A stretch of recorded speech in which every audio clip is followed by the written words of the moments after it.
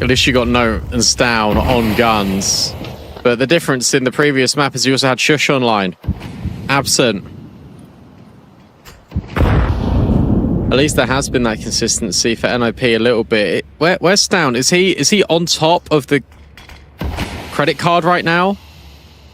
Is that what I'm looking at? Because he's getting a lot of info. He's seeing over the top of these smokes that nobody is there. Yeah, he's on the garage boost. You see it right there.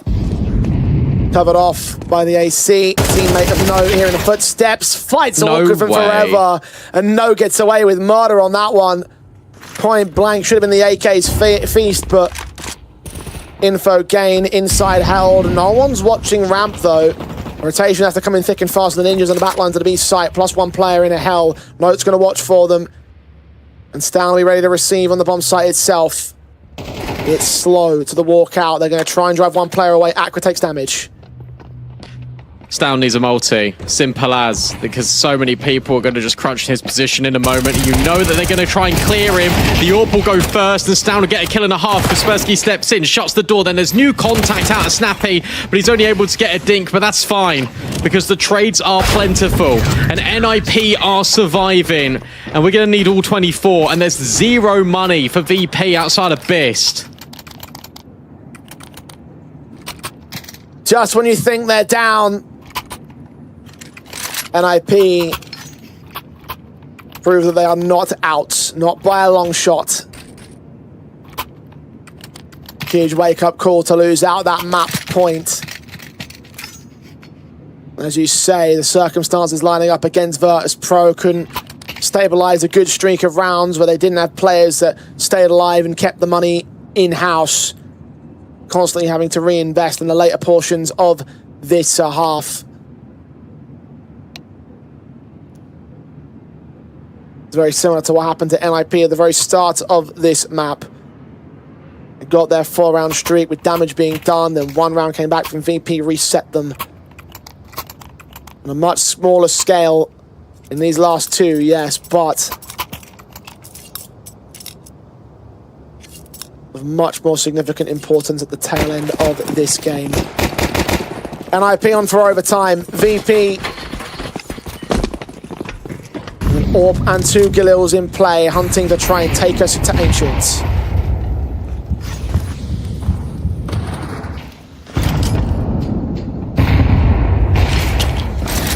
And that is a massive kill. And the Molly is going to push Shush forward. Why is no one trying to punish him? Nades will now go onto his position. A 5v4 that VP lick their lips at, and they're just going to stay still and chill. Slink away almost. Actually, yeah, they fully slink away. Away from lobby towards the outside. Kaspersky. AK posted at the edge of the blue box. The AWPer's wary of an aggressive stance. Not quite this aggressive though. They're going to overextend. Bist looking the wrong way. Heads down the side. 2 to line up. 2 to go down. Third man peeks in Mir. Takes him with the Tech 9. It's an AK to work with for Mir now. A 3-on-3 ensues. Need to rotate. Note needs to go down to B right now. 35 seconds. You saw them at Secret. They're either going main or they're going B. Can Note find a reposition in time? It looks likely. As he tucks in towards the corner, he hears the doors breaking above him. Really surprised that he was holding that single door angle for so long. Stown now down the vent. Note to obviously find the first. He knows about the second player in towards the control room, but instead, he'll just find Toro. It's up to Forever. It's a missed shot out of Stown. The 5-7's out, and it's going to be enough. NIP will force overtime. By the skin of their teeth, they keep this game close. They keep this game running, and they keep their map pick in tow. Virtus Pro not allowed to take away Nuke, despite what has been a shift and a half. The Ninjas not ready to give this one up just yet. And we play into another overtime, our second overtime of the day. Oh, yeah. Give us more. That's what we need out of VP. A little bit more inspo. Note has been brilliant. Note 25 kills in 24 rounds. Now the money's reset. Now that NIP have forced overtime, I would expect them to close it now. But I'm also really good at being wrong.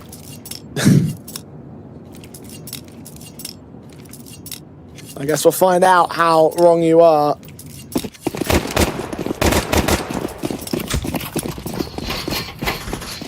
Ninjas have 2 fragging elements. Note on 25, down on 24. And only one of VP. At least their basement's been raised a little bit higher than what the Ninjas have provided across this series.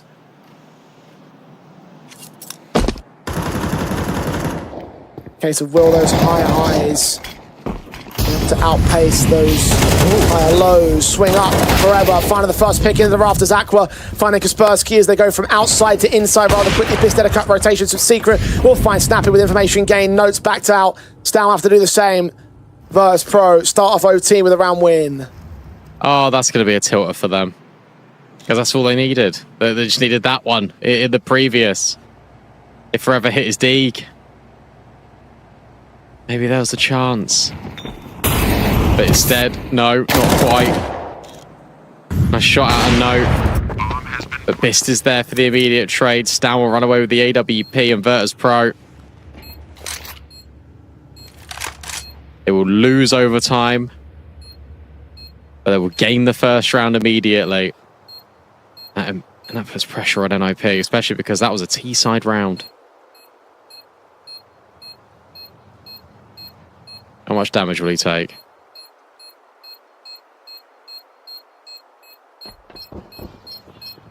Well, we're about to find out, I think.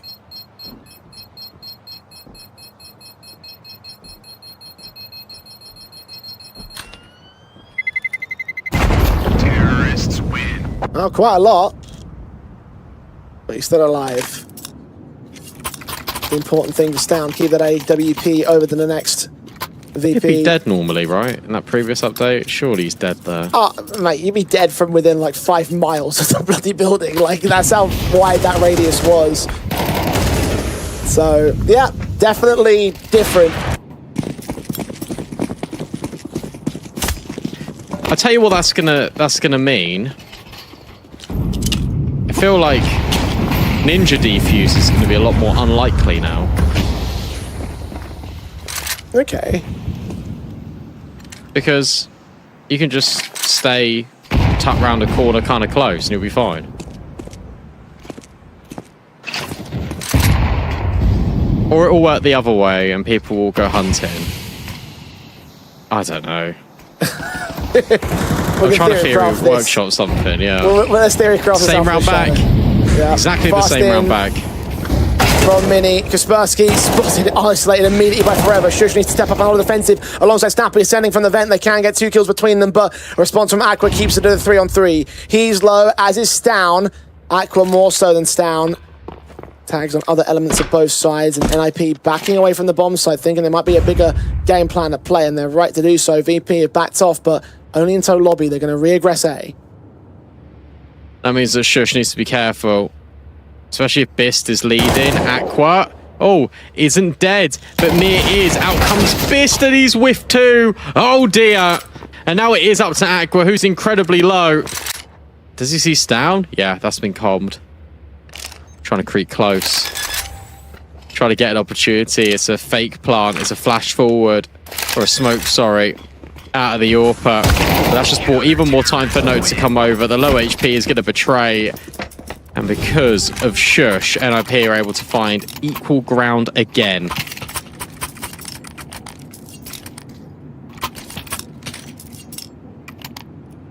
Huge moment from him. And for once, it's VP gifting around to NIP. With this missed shot from Bist. Miles off the mark. From a player that's otherwise been pretty excellent so far in this map. 26 on his kill counts. Second only to Note on 27. VP. Pressurized. This Forever goes down to Snappy on the outskirts. Africa will get fought on by Mir, who will double up as well despite being flashed by that flashbang. Blindness. Kaspersky will force down, seeing a player on the top of the silo. Fire to reveal himself and start to fall away as Shush meanwhile hungers down for another A defense. It's got to be him again, hasn't it? He's often been the difference maker for NIP, just in these high impact rounds, sorry. Low kills, but high impact is Shush. Aqua. We regroup with the rest of the squad, and that's where Shush is going to step in. Toro has a look. So does No. Shush will fall. Its contact will be taken. It's down, and No. And they know exactly where No is. VP can clean up the mess. They'll get 2 rounds on their T side. That feels very good indeed. And the T basis was the ultimate limiting factor for both sides. Encouraging scoreline for VP, but you've talked about how NIP have loved to call their T side, how Snappy loves his attacking halves. Haven't been stellar in this context, in this map-up. Maybe the faster plays have been the main concern for them. Let's see whether a little bit of time away from the T side has given them a new lease on life, a new opportunity abound for NIP. We'll see for that or Ancient. I don't think Snappy really wants to go there. Virtus Pro. Fist on 27 kills now. Nearly overtaken No. He's been brilliant.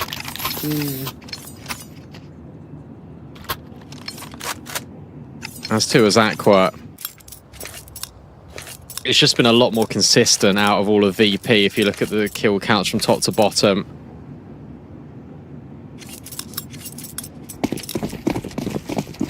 So here we are then in round 28, and NIP need to find a solution on this T side. And very much as he was in Reg, No is by himself, going outside, but now the bomb's going to join him. So immediately from NIP, a difference.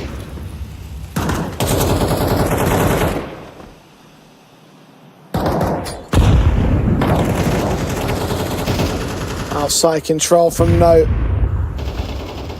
Towards Garage to try and fight him. Bjorpa sees him. Headshot gain. Perfectly shot down. Zagler falls to Shush first in the half. Kaspersky leans into the upper bomb site. Forever goes down to his name. Mir caught off guard by Stown. And this is shaping up to be the perfect round from NIP. One tag comes in from Toro, but outside of that, it's clean. Team ace as well. And 14 apiece. The Ninjas. Instant confident response. Couldn't really ask for anything more, could you? Lovely round where you get No in towards Garage, and the idea is you just see what he can do. But then contact comes in from Shush. Crazy spam. And from there, Kaspersky will then follow through on the contact by just by walking through height. It's really smart. Because obviously Shush is known over towards Squeaky, all the attention put forward there. As you say, team ace, everyone finds a frag. Mir will be able to double down on that spray. That's massive out of Mir. Before the momentum swing might be there with Ninjas in pajamas instead. Virtus Pro have other machinations, and Mir especially. The old guard of this team.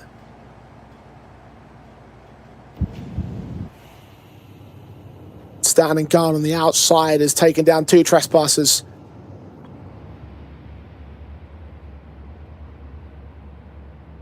Ninjas have to slow it down, have to find an alternative avenue. Where is that avenue going to present? Upper bomb site. Player on the roof, 2 in over at Squeaky Corridor. Aqua and Forever on the defensive. Smokes, Molly sent in. They're trying to drive Aqua into the open. Fight secure. He's damn near 2 points of health. Alive, but only barely. Shush down leaning in. Seeing 2 players dive down the vent. Back up towards Tori. He's forced away by presence alone. The bomb will be secured. Shush's got to take space. Or maybe Kaspersky could just hit the headshot instantaneously. Snappy now needs to move, by the way. Snappy is so far away in this 4-on-3. Effectively, it's a 4v2 on the site. Kaspersky has to find purchase, especially with Shush falling. There goes the first shot of the door. Where on earth is Snappy? He's taking his time to go down this vent, but he's being held for by Aqua. And now it's up to Kaspersky. They know exactly where he is. He'll just swing the door open. He'll try and line things up. The spam won't quite work because the defuse was being stuck the whole time. He had no idea he didn't knock Mir off. And how unlucky is that? Very unlucky. But really didn't need to do so at all. Once again, NIP, massive error. Snappy, what are you doing upstairs? Rotations came so thick and fast. You went out towards ramp, I believe, and you tried to go back out towards the vent. Pick a lane and go to it. Just go ramp. He killed the guy ramp. And trying to rotate back for a bigger play is ultimately cost him and his teammates.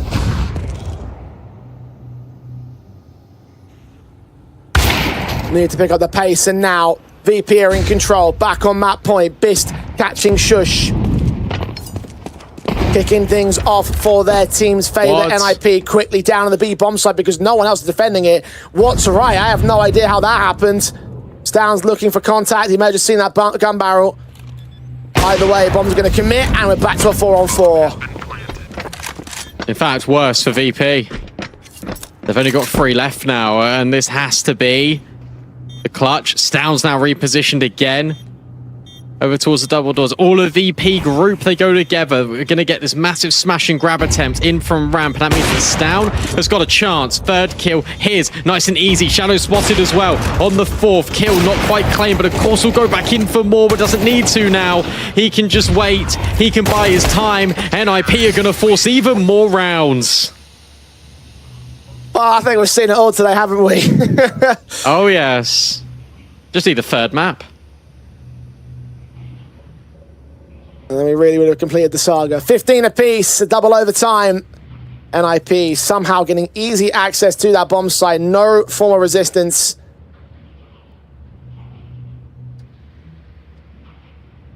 When the first barrier fell, the floodgates opened, and the ninjas flooded that B-bomb site. With nothing they could do to really take it, VP may well have known that they were out of that round before it even got into the retake position. So we play on. Ninjas fighting to protect their map pick, to protect this 2-0 series.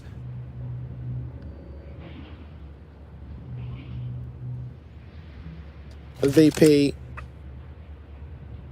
still on the back foot of survival. Now 3 map points that they've had that they've been unable to convert as well. NIP almost feel like they wake up when they've realized the danger is looming. It was very confident for those last 2 rounds of regulation. Very confident for that last round there. I know it's my job, but I have no idea how Stown got onto the B bomb site with the AWP by himself. I mean, look, to be fair, it came out of left field. I mean, yeah. Right? It's just out of nowhere. At least I'm going to lose weight from this cast. Because in the UK, it's just a heat wave. I'm just sweating. NIP, keep me on the edge of my seat. Yeah, they're sweating too. Oh no. Just not in the way that we are sweating right now. No, that's a tech pause and a half reason.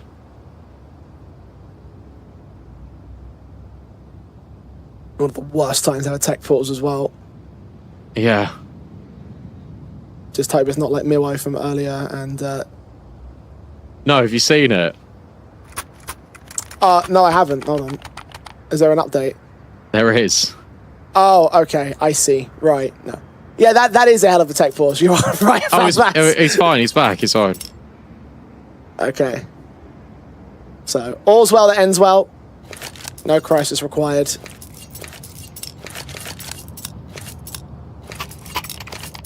And from what a player... Again, you do not want to see the one of your top guys end up out of action for what is a pivotal point in this series, what is a pivotal series for NIP.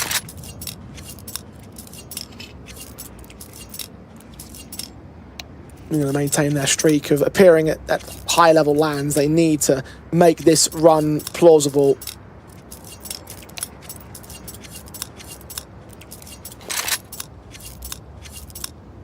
Only the starting point of this tournament for them. VP have given them a hell of a fight. And they close out that fight. 15-all. Second fair play to them as well, right? Because like this was 13-3 map 1. So 13-3 map 1, you feel like you're down and out maybe. Start on the T side, you're down 4-0, and now we're at 15-15. I gotta give VP their flowers. They're a very young team. And certainly, contrast to the first map up when we thought they were pretty written off from there. Ak was going in for more though. Triple in this opening stance. M4 of Mir can't quite get much out of it though. Shush is tagged up low. Ak was eventually traded.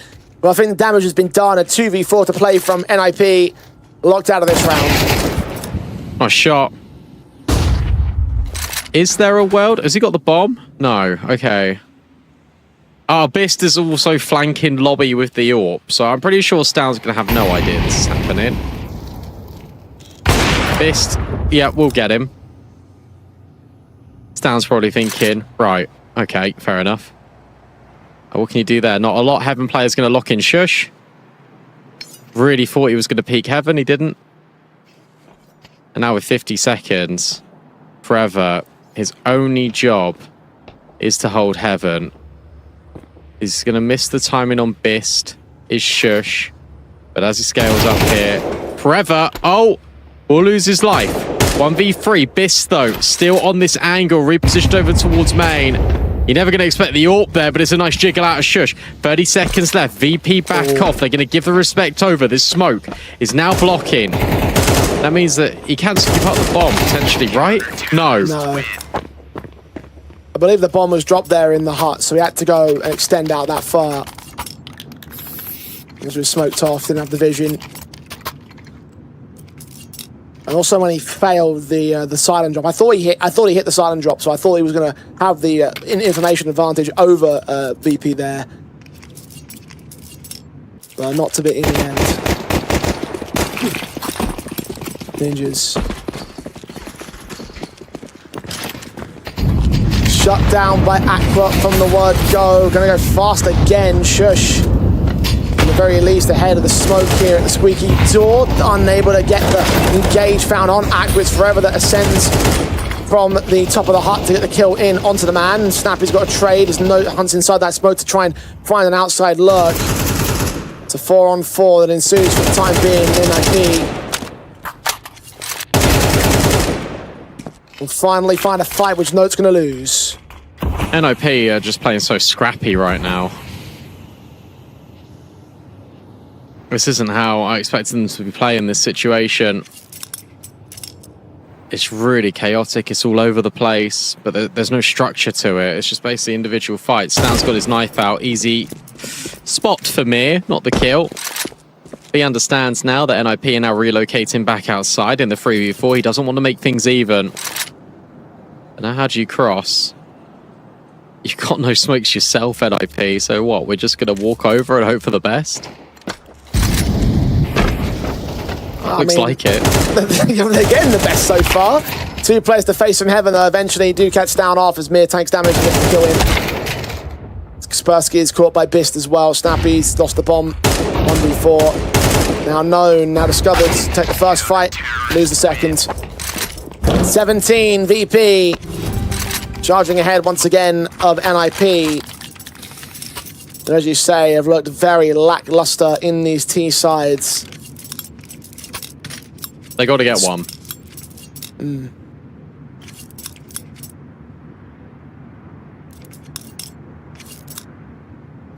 Pretty desperately too, I'd say. Yeah. Where's it going to come from? Where is that one good round for NIP? Or will VP just go with 3-0? It's possible here. It's down the outskirts, shut down by Bist. Done all the hard work to put it into the second OT, and it just feels like you're wasting opportunities. It's another dogfight outside. One of which, no. Let's try and get the jump on Heaven, but Bist says thank you very much. He's been unplayable. in this second overtime. Shush is now by himself, walking into so many players. Guess who's repositioned? You already know the outcome. 1v4 for Snappy. Bomb can get planted, sure, but winning the round, it ain't happening.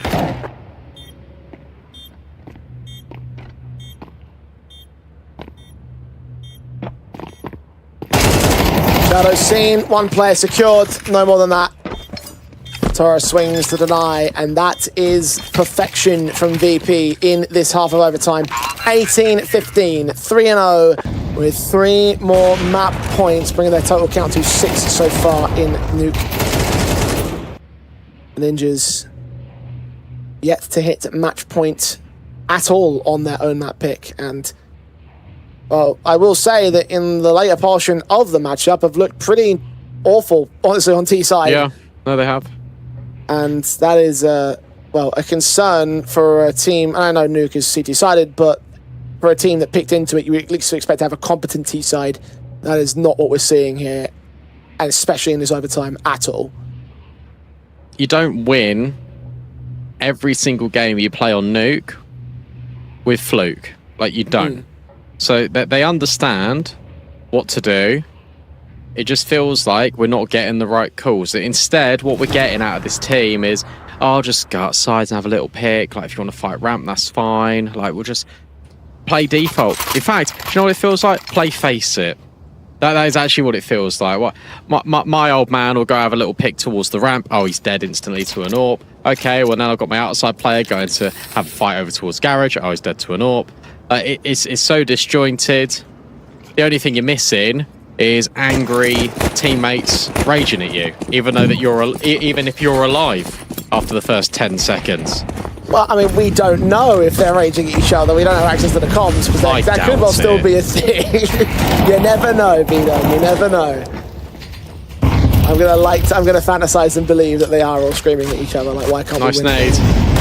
Nade damage done heavy, but Fist and Toro still getting the kills in. Kaspersky just shut down. Look at the health of VP. That was before they got engaged in fights, and they still put up a 5-on-2. And I think this is the cap. The cherry on top of what has been a disastrous closing NIP on this map. Their pick in the series, but Nuke is not theirs to take. It's been 4 in a row for the Virtus Pro. And a 19-15 result on their opponent's map to take us to Ancient to close out their best of 3 and try see if they can stay in the brackets.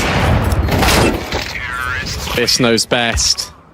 He was phenomenal. Note gets 30 kills, and it's still not enough because it's Bist with 36, it's Acro with 28, and it's VP with a bounce back. And again, just to reiterate and how impressed I am with this team, 13-3 loss, where it looked like you couldn't win a single gunfight, into a 4-0 deficit on the CT side of Nuke, and you're able, yeah, it takes you a while to close it, but to make it double overtime and force a decided map, and now NIP are in jeopardy, NIP are at risk, and NIP at the end of the game looked all over the place. That's worrying for them now, because potentially they could drop the ball.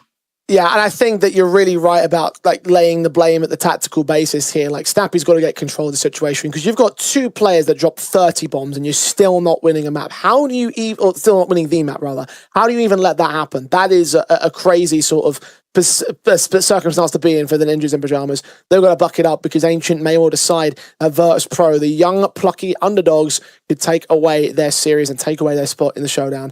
Don't go anywhere. It's our final map of this series after the break.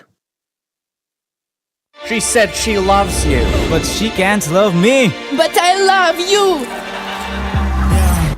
Look, all of my men's going crazy. I gotta break on myself, I amaze me. Like I'm back in the 80s. I won't play window anymore. What's going on? Play your role, 1xBet. On to the next one.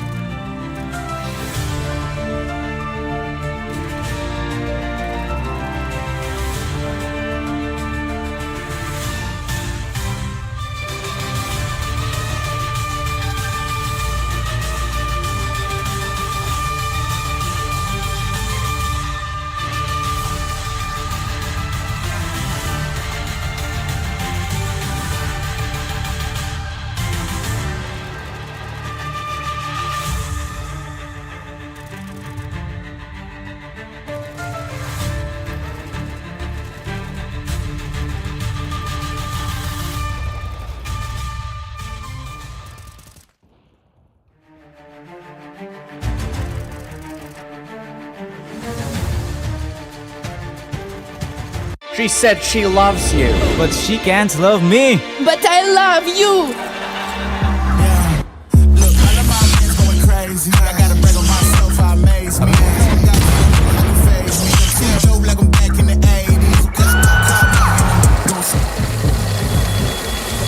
I won't play window anymore. What's going on?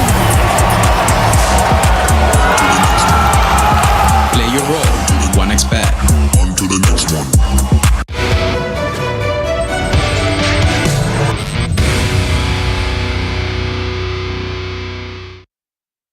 Imagining a very stressed out and unenthusiastic NIP off the back of that opening series of the opening map had gone down to 13-3 and then follow that up into an overtime loss to Avertus Pro on your home pick of Nuke. Now Ancient is where they will decide if they can stay alive in the competition and whether VP indeed are going to usurp them and take that spot in the semis against Bait.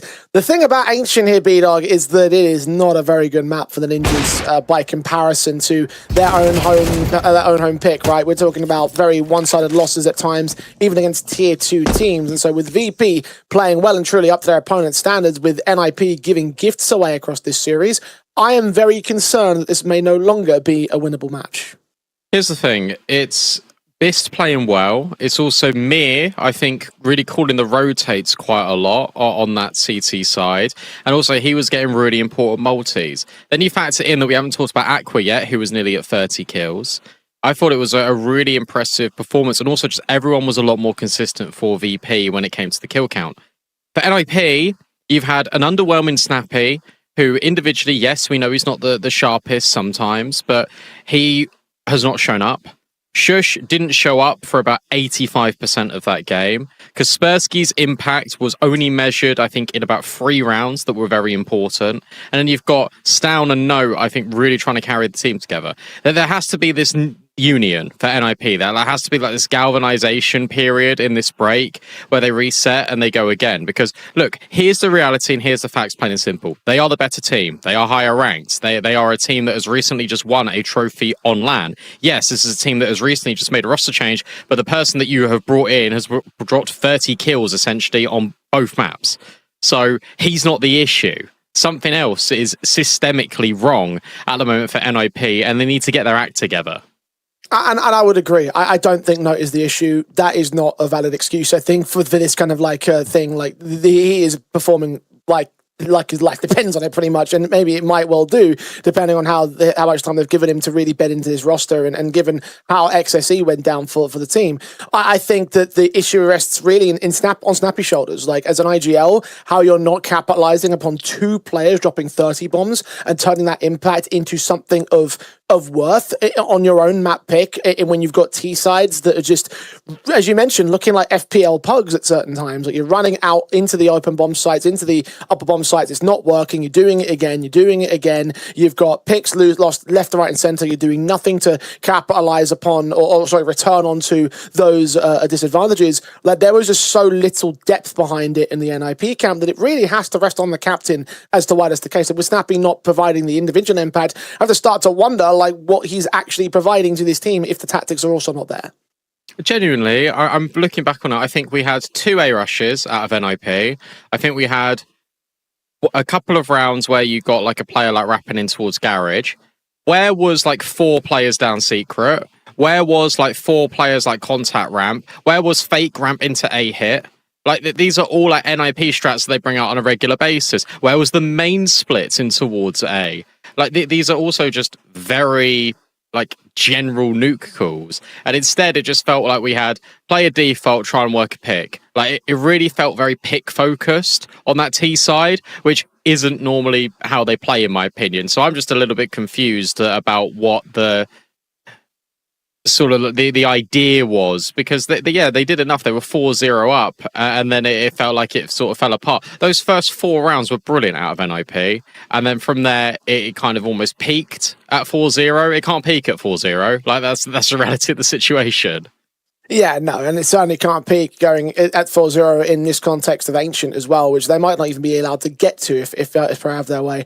I wonder if maybe they just got complacent and thought, oh, this is VP, right? This is just a bunch of youngsters. They're not going to have enough chops behind them to beat us, right? We're experienced, we're well rehearsed, we're doing all right, and we're just going to, and we've also just got a 13-3. So maybe they are just getting a little bit more relaxed in that sort of sense. I don't want to say relaxed, but like maybe there is an element of like, complacency that has allowed that whole match to go go down the way that it has, because I'm genuinely struggling to find a legitimate reason as to why they aren't playing the style that we expected out of NIP. Going into that matchup, they had one loss out of 8 times being played in the last 3 months. That was the most recent one to Luminosity. Now that's 2. So how that's happened is really like just stunning to me. And we both sort of looked at that and said, this is an easy 2-0. They've got a confidence showing. Yeah. They're looking great. They're looking fantastic. They've given a couple of rounds away on that Mirage. They gave away a whole map, in my opinion, on Nuke. I think you get scared about as well for NIP and Virtus Pro in reality really is Ancient, because it's a decider. It's one that Virtus Pro debuted at LAN. They played it 4 times and they went 22-20 victory over Arc Red. That was the last time that they played Ancient. So it's been 2 months.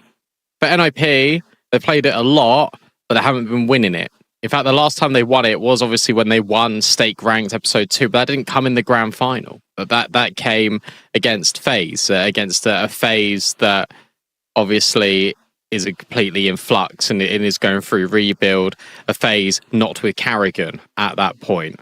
Outside of that, they lost to Alliance at XSE 13-3. They lost to Big 13-6. They lost to Magic at Stake Ranked 13-6.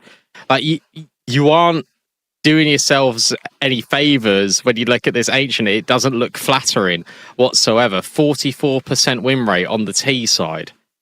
That's worrying for me. Yeah, I agree. I fully agree. And if I was NIP, I would be very scared at present, because this is where Virtus Pro will be able to really capitalize upon the struggles that they've had across this series and across this map as well. Because now you're going from fundamentally solid CS that should have been demonstrated on home territory to now one where the fundamentals might not necessarily be there from a tactical perspective on the Ninjas in Pajamas camp. Yeah, VP have only played this map against lesser level CIS competition. But I think that the fact that they're winning those kind of games, and sometimes they are looking rather confident in doing so. Yeah, you obviously talk about the 22-20 Arc Red match are probably a little bit less acceptable. But the reality is that they've got the basis that they can show to win upon this map. And given how NIP have really looked down in the dumps in this latter portion of the series, I am worried. I am worried that NIP are going to lose. Just looking at ratings as well, just because obviously it tells a little bit of a story. Only 1 positive rated player for NIP on this map. And on a map like Ancient, you really want your riflers doing a lot of the heavy lifting. Stown, the AWPer, is the only one with a positive rating, which fills me with a little bit of dread. For VP, yes, small sample size as well, right?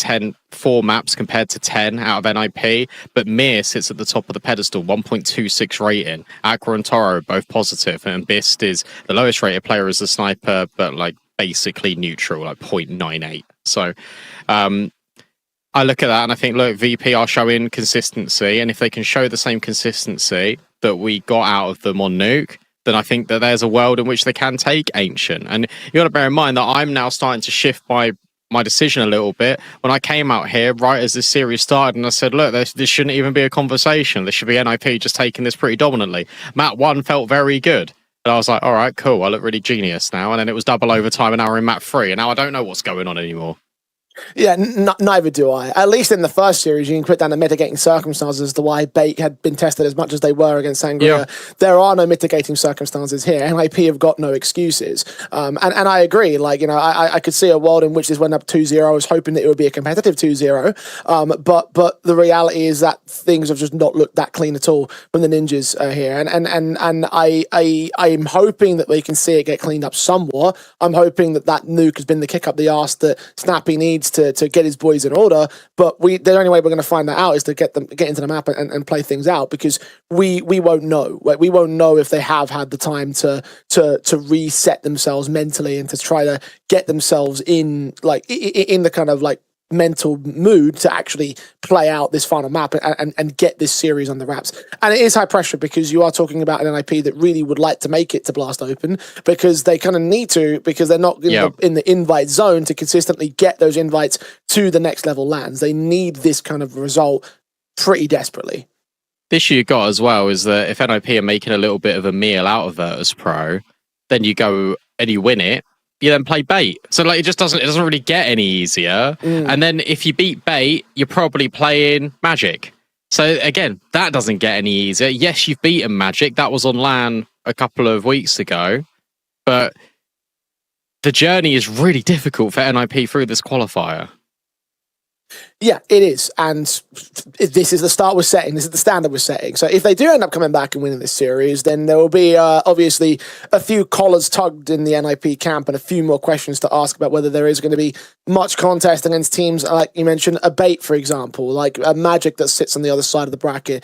There are a lot of things that could very quickly go wrong for Ninjas. And that, again, assumes that they win this matchup, which right now, if you doubt them, I wouldn't blame you, whether that be you, B-Dog, or anyone sat at home, because right now I am doubting the Ninjas here. I think the VP haven't played the most incredible level of CS, but I also think that they've done well enough to supersede our expectations and do well in terms of this series. So look, situation's pretty dire. NIP are going to have to get themselves in order. Unfortunately, we're missing one of the players in server right now. That's why we're a little bit delayed getting into this matchup. So we're going to take this to a very short break. When we come back, it will be time for Ancient to see who is eliminated from the rest showdown.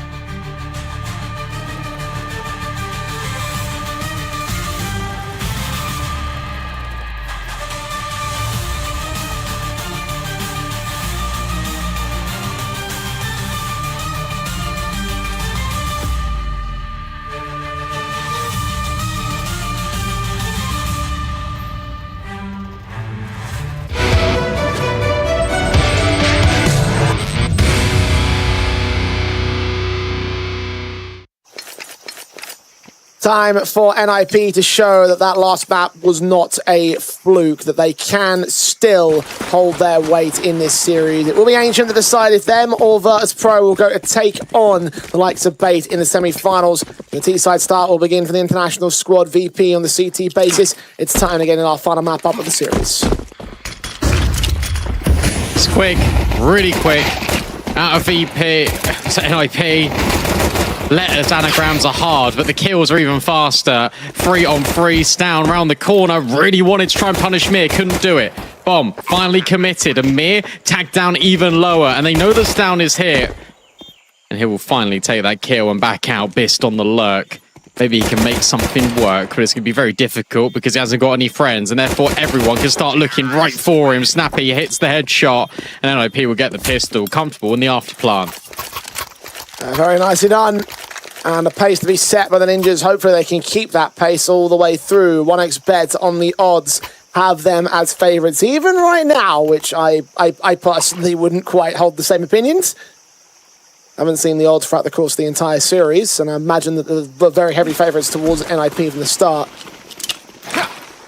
Now, as territory and map advantages even out, look towards their records and see whether they can change the course of their fortune. Shush is put down immediately by Forever, however, as the opening kill secured in mid. You've got other elements looking to hunt down a trade. The SMG straight up and out. The rifle's getting no chance to respond.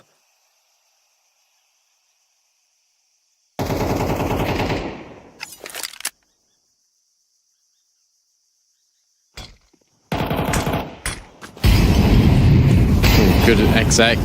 Very clean. No, forces these players into the open, but there's the Mir trade. And now all of the pieces will start to potentially crumble for NIP. Mir gets forced forward again. That's a massive kill. I love that re-molly out of NIP. That allows them a little bit of space to plant. And then the 3v3, VP have got no util, but at least they've got a flank. Damaged up on Stown, found out by Bispy on the smoke. Forever closes in the pincers, and Snappy's gonna have to watch for it. But play double duty, he's worried about the long access. Back's turned, AK swings up, the SMG trying to get involved, he's basically going to get caught by Snappy, and there's the MP9 taking him down. Forever and Toro indeed find a strike back on Kaspersky, and will take an instant response to VP. Nice rebuttal. I mean, that was a crazy kill out of Bist through the smoke, by the way. He had no idea where he was, he just spammed, hoping for a kill. He gets one. Crazy round out of Bist. Fair play. Mir does really well as well on the site, just for living as long as he can. Buys enough time for the rotates to come over. It is going to be a brawl, Jay. Indeed it will be.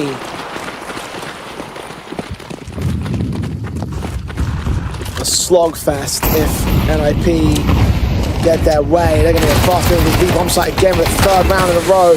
Node's going to find the 2 picks necessary. Forever and Bish try and get right back on their high horse, and that's what they'll do. Trades a good 1v3 for Kaspersky.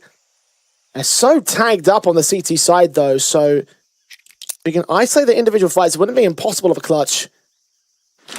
They group together, though, and they might be given the space to do so. Bomb plant secured. Retake coming slowly from VP. Should be fine. Kaspersky in a decent spot. Bist is the only one with the kit. So if he gets dropped, there's a really weird world in which maybe Kaspersky can make this happen, but the jump over is brilliant, and Bist will just hit the shot. Never mind. There's no funny business. It is the AWP getting a double, and it's NIP now surely being forced to eco. I felt like it was going to be the start they wanted, and it's turned out to be anything but. NIP, 3 fast plays into the B-bomb site, 1 of which working out, 2 of which not so much. As you say, money's not there. They're going to opt for the upgrade pistols. There'll still be a little bit of firepower in their hands, but in terms of actual buy potential, there isn't much available to them, so it will just be these pistols. And a little bit of utility as well for Snappy to get them cashed in towards mid. One was used, second one comes out, Forever unaffected by it. Mir and Forever on the crossfire, all remove them. Light work of this eco round, and indeed secure 3 to VP. Forever 7-1. Doing really well indeed. I will say, I'm impressed with Note. I'm really impressed with Note. I know I said before the series started, oh look, he was at LAN. Online, he's probably going to be a little bit better. I didn't expect this, you know, like I can't take full credit. I can't be like, yeah, I knew he was going to be an absolute demon and drop 30 kills a map. But he's playing well, and he's nearly locked in the opener. Forever, though, will deny a lot of util damage going back the other way onto Mir, but that's the opening pick for Virtus Pro. Mir's not quite in the danger zone of HP either, so the damage is significant. 64 still remaining for Kaspersky. Good idea onto Aqua to wait from the peak, but the accuracy of the headshot just wasn't there. Advantage remains. Aqua is now taking even more tag damage. 2-man rotate away from A with a lot of noise and attention being drawn towards B side. Get out of Mir. Right now, just taking all the space over towards A to say, look, boys, I pushed A main, I see nothing. We've got to be careful about Red Room, but otherwise, hold your horses. Lock down B. Kaspersky now knows there's a double layer in over towards Cave. 45 seconds, but it's Forever stepping in again. Able to go 1 for 1. Boost drops off, and then Bist will step in. 4v2 should be good for Virtus Pro. They're best on the angle of the cross. No smokes and flashes to go over. Land on Snappy. Kaspersky will catch him on the jump phase. Then that 1 pick back. Second man also will fall. Is he wary of the third player? He is now. Toro's seen. Where's Mir coming from, though? That backstab closing in pincers. Flashed against. Mir sees him and finds him. Kaspersky didn't even sniff for the backstab. And VP, 4 on the trot. Flying away with this lead advantage. Yeah, they're playing really well. I'm enjoying just how much of a togetherness there is from Virtus Pro on this CT side. I think Bist, he's got a really interesting style of AWPing because he's more of a sentry rather than like an aggro fighter, which is something you don't see all that often in CS2, especially at the moment. It's really nice to see him almost just fitting in and plugging the gaps and being that extra pair of hands on these long-range fights, denying NIP the way in. He's now got to go close quarters as they start to ascend onto A. Best with the shot to connect on a shush. Damage done heavy. It's Kaspersky with the opening pick, though. Mir goes down to the back lanes, and Toro will fall as well beyond the CT smokes. Kaspersky doing well to force him out advantage. Can he force out the round, though? Bomb plant's trying to get secured. It's held off by smokes for the time being, but could still see the blind fire of the CTs come to fruition. And re-smoke back at the CT entry path.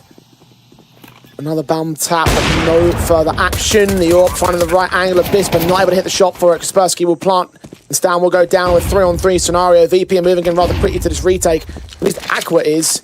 Back up a little bit more slower to the contact, though. Forever starts to make his way in. Bist will go down. Good read on Kaspersky. Forever can take him whilst blinded. No deals with Aqua. And Forever, good shot back. 2 to his name, 1 more to go. Snappy with a pistol in hand. And around that corner, he's up at M4. M4, the CT player swings. And Snappy can deal with him to end that streak and put the second up for NIP. Yeah, good breakthrough for NIP.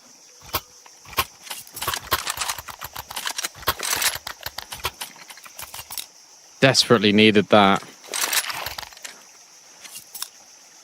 Smart pop just straight in towards A. That they get fortunate with how much defense is actually there, because it's not a whole lot. It's just the AWP. This to be reacquainted with 1. Nades over the top onto Forever. I want to shut this man down. He's been so good, and now he's burning alive. Everyone is so blinded, but no, we'll find the opener. That's onto Forever. Mir steps in with a quick trade, and then the MP9 up from heaven is enough to get rid of Snappy. Stan starts walking to the B side, trying to make a difference. He's being watched, though. Toro's watching his entry path. But no pushes. Back up to arrive here. Now he's seen. Down still wins that fight by a margin of 12 points of health. He's very low. AWP of Bist trying to post up, unable to catch the man on the cross. Bomb plant allowed. His leg shot connecting on the 1 player. Aqua the returning fight. They now need Kaspersky to start a swing and strike, and he will be able to do so. With Stan finding Bist on the back lines as well. And IP will scrape by that third.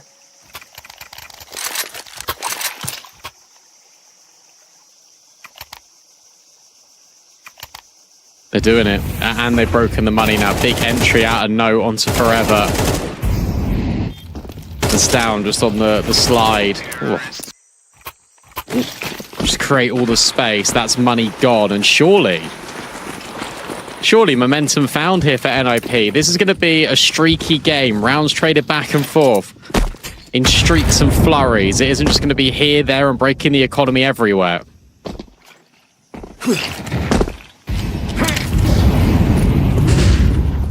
NIP still the faster pace towards the B bomb side. B has been their domain. Absolutely. And on this occasion, there's not really much to resist them here on VP. It's a harsh Rico basis. So this can be NIP evening up the board, and what was looking like a very awkward 4-on-1 deficits to start. I'll put us back on even territory. The damage that Bist could do here. His USP has been undetected against Shush's part. Double dinks. AWP shot missing. Stown could also go down. No, not quite. Behind you. Player on site will be seen out by Kaspersky. You've still got a couple casualties out of Aqua, though. 2 kills and a 5-7. Kaspersky's in a 1v2 here. They picked up rifles. Orca watching the angle. Diffuse being held. And this hit him. VP. I think they've just got time for this. Oh. Oh, no. They've got it. I can't believe that. That was a full eco, and NIP still lost it. How do you let that go? How has that happened? I mean, look at that from Aqua, but you were never going for it. You were just looking for damage, and you're like, wait, hang on a second. Maybe we could just make this work. I'm not surprised they've taken a timeout. I'd be fuming. You should never be losing that round in a million years. And yeah, NIP find themselves in the one parallel universe where they do let it slip. And now they're 5-3 down. Now they're forcing all in. Now they're at risk of being ecoed. And then going down 7-3 in the deciding map in this qualifier. That's just not good enough, is it?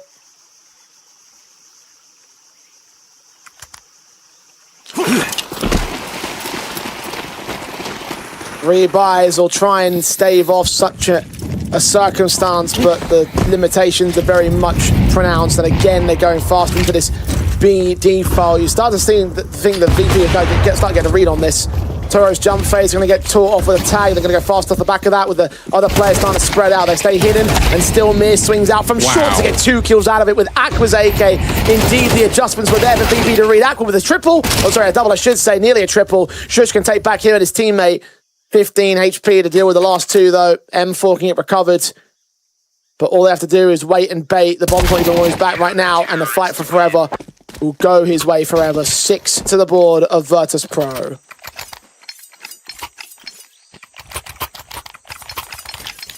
The fact that Mir can consistently get these double kills is ridiculous to me. He hasn't played Counter-Strike in so long before joining this team, and yet it's like he hasn't stopped playing. His consistency, I think, genuinely has actually probably been the most impressive thing to be on this VP roster, because when it got announced that, oh, Mir's joining, I was like, why? He's been solid. You ask why, and I think this is why. On display, perfect.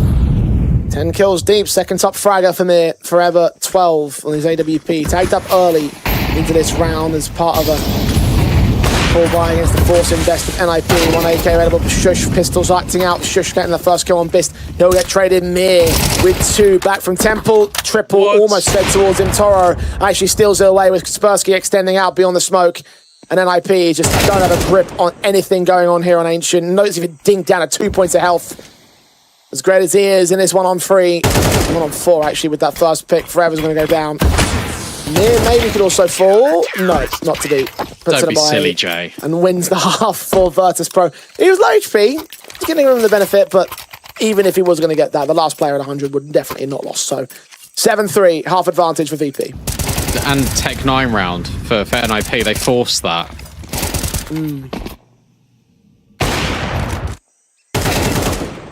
Or they went like half. I don't think they've got much money, is what I'm trying to say. They definitely forced. Yeah, look at this. This could be a 9-3 half for Virtus Pro. Then what do you do at NIP? Apart from cry. I was going to say cry. I mean, what other choice do you have at that stage? Like, you have gone from a 13-3 map 1 to what might actually be a 13-3 map 3 in the other direction. And I guess revenge is on the cards for Virtus Pro right now. It's down with 1 pick back on Forever. Him and Snappy in a 2v4, recovering that 1M4. And getting A-site access, but it's meaningless here. The bomb's been dropped on B, and they've been heard, so Bist to start to cover off the man. Shot the dry walk. Easy. Snappy. Known as well with the CT basis, and we'll go down to Mir. 8-3, Virtus Pro making light work of NIP now.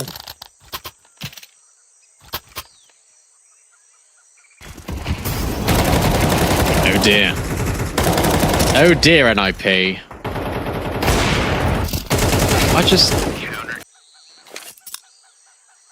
Am I getting... And do you think this is fair to say? I think NIP in Tier 2 are potentially always the bridesmaid, never the bride. Expand upon that saying. Just when I see them in tournaments, I expect them to do a lot better than they do. And in qualifiers, I expect them to win the qualifiers. and they don't. Yeah, I think that's a fair assessment to make, because you were saying earlier they should be doing far better than what they are right now. And it's clear from this exactly how far NIP is just sort of, they've missed the mark. This from me straight up with Kaspersky and Stafford getting a few trades back. Okay, finally something to work with, but they're low HP. Kaspersky extending out towards Cheetah, goes down to Toro instantly. Still a man advantage for the Ninjas, only by a margin of 8 points of health. At least it's all sent towards the B-bomb site. If they commit now, I'd be making a mistake. If they play it slow, they might find the information. Toro's going to walk onto this. Timing actually was quite good. Stound's the one that gets the jump. You know about ramp, you know about cave if you're Bist. And he thinks that Stound is low, so he'll try and lead with the 5-7. Doesn't swap to the rifle. Stound's out of there. Does he ever turn around and try and take the fight? He does. Bist with a little jiggle. Nate's softening up further, but it's Stound that hits the instant headshot. And that was a necessity for NIP. It's going to be 8 rounds for VP, but NIP will take a slender margin as the halftime whistle blows.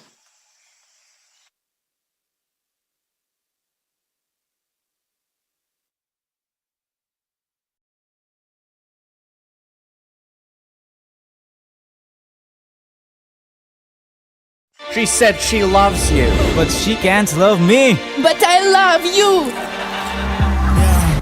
Look, all of my men's going crazy. I gotta brag on myself, I amaze me. Got to phase me. See Joe like I'm back in the 80s.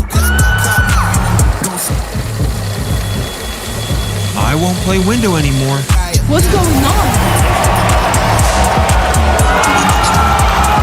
Play your role. 1xbet. On to the next one. Pause of the good still on VP's advantage. An excellent CT side. NIP need to put in a shift and a half to give us something more to shout about, because VP have been in control from the word go on this map. And more signs of just lacking in the Ninjas camp. Need to get cleaned up, need to get mopped up, and need to be turned into success in some capacity.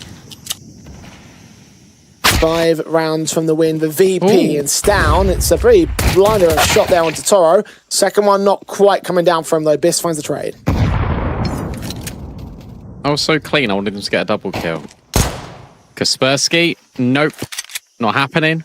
Forever's been given the P250 because he's farming, which makes sense, even though Mir's got more kills, so I've just looked back at the scoreboard. Selfless hero Mir. No armor, Molly. This hasn't got armor either. He will still find that kill. VP will grind the round down to a screeching halt. Kaspersky, note, don't dare peek out of cave. If VP scale into cave, that could be the way in. Instead, it's going to be good timing out of note, surely. Even if Bist is holding, they're going to start to walk it in towards Donut. Note misses the mark, as 2 does Kaspersky, but at least Mir will fall, and now the crossfire should be enough for NIP. It will be, and they will get the round. I think I had to hold on to that one for a second, just in case he got caught in the reload. No, but it is a good round for Ninjas, and a one that they needed pretty desperately, because you could just see the way the momentum was swinging the way of Virtus Pro's favour. You needed some way to respond. And this is that way. 3 to make up now. That wasn't a headshot. Nah, it wasn't. it registered, but it wasn't. Shush. Oh, so blind. Is he going to click? No, he's going to be even more smarter than that, and he's just going to wait. Really nice. Out of shush. He makes his money. NIP make the round. And if they win 1 gun round, they're back.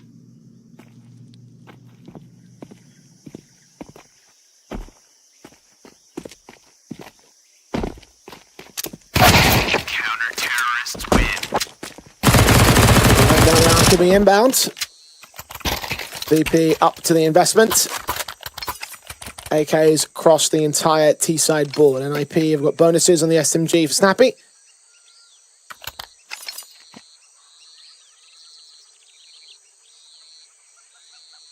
This round win could well be another tipping point in this series. Ninjas desperate to tip it in their favour. Will they get what they desire? Stown aggressing in towards main. T-side players charging up. Toro and Aqua both wrap that corner. And only goes 1 for 1 with Toro falling. Shook up the task with the defensive. 7 kills deep only. Got Fragger of the server right now. Biss can find him beyond that smoke with him giving away position. Note, however, steps up to the plate with 2 kills of his own. Kaspersky involved. Snappy closes out on Mir. And NIP indeed lock in number 7. Well, we do have to remember one thing, and that was how good their CT side looks on Mirage and how every single player was getting active and trying to take fights, but they were doing it together. This is what's happened in this round. They do things together. NIP, that's the key word. And now, they're right in it. They're right here. That was the gun round. That was a fast play out of VP, but it gets punished by NIP. You know what? Maybe they'll be putting on the wedding dress after all.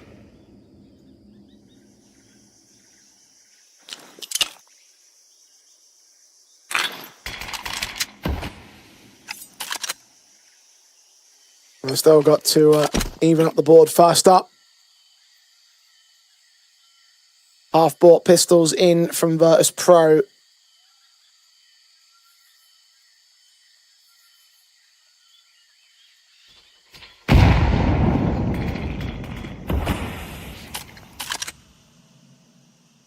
Taking it slow as is, well, I would typically say common of Virtus Pro, but maybe the old team. Virtus slow. Why did no one say that, by the way? Do you know what? I don't know, because that is a genius idea. But now I guess you could say it in this round, Virtus slow. Probably for good reason, hoping there's an extension coming out from somewhere. There's nothing going to present, obviously, from NIP. But now they're going to have to run out of time, so they're going to have to go for the execution. Smokes in, SMG stands potentially snappy. 2 big secured. AK a bit caught off guard by the ramp entrances, but they will still go down all the same. Notes and Stown. Latest couple of picks. Only 1 player lost on the CT basis. And NIP are all the way back now against Virtus Pro from 8-4 to 8-8. Rebuys now for the T side. Call a pause, VP. Call a pause right now. You need to. You really need to. You can't lose more. Problem is the coach, and he's been with these players a very long time. He was part of the VP Prodigy outfit since May 2024. Gets his promotion to the main team because, you know, the VP Prodigy team is now basically this team. So maybe he knows best. Mid control, just taken by NIP. No, waits patiently over at A. He understands what's going on, and he'll drop a smoke just in time, but I think it's going to be disrespected.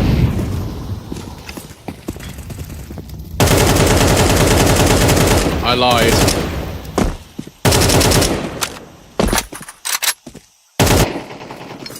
VP fall back.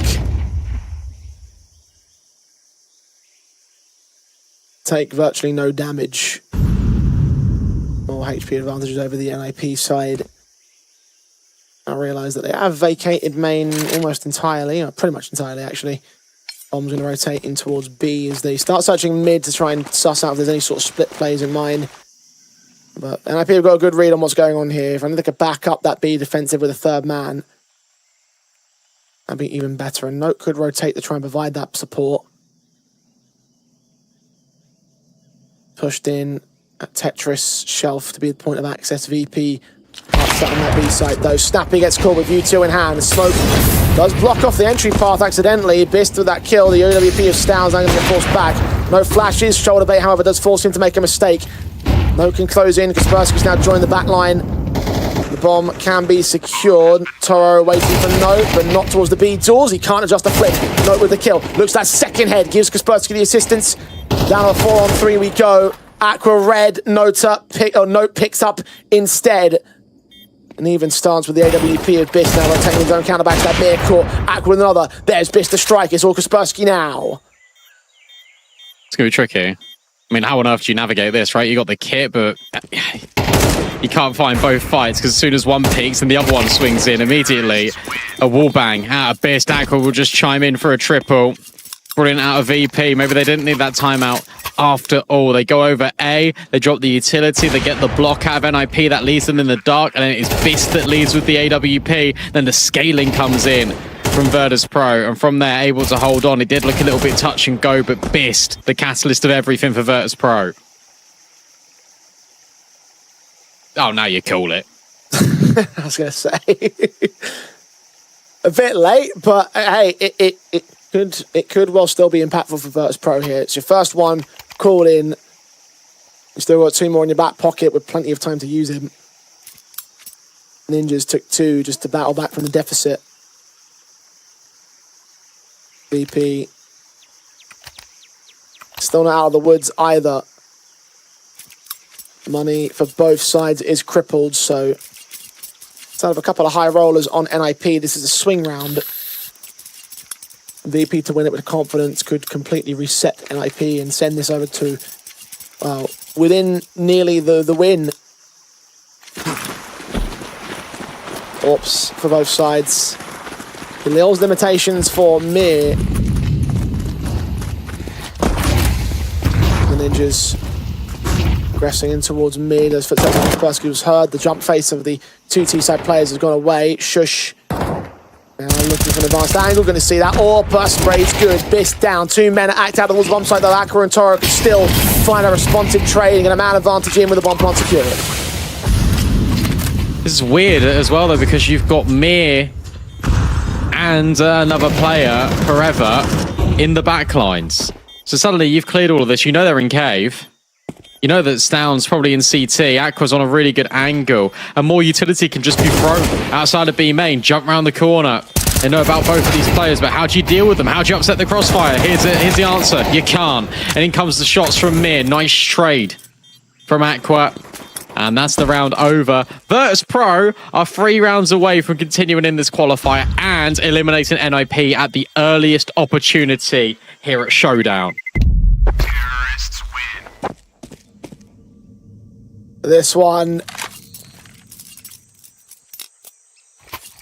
is turning into squeaky bum time. NIP.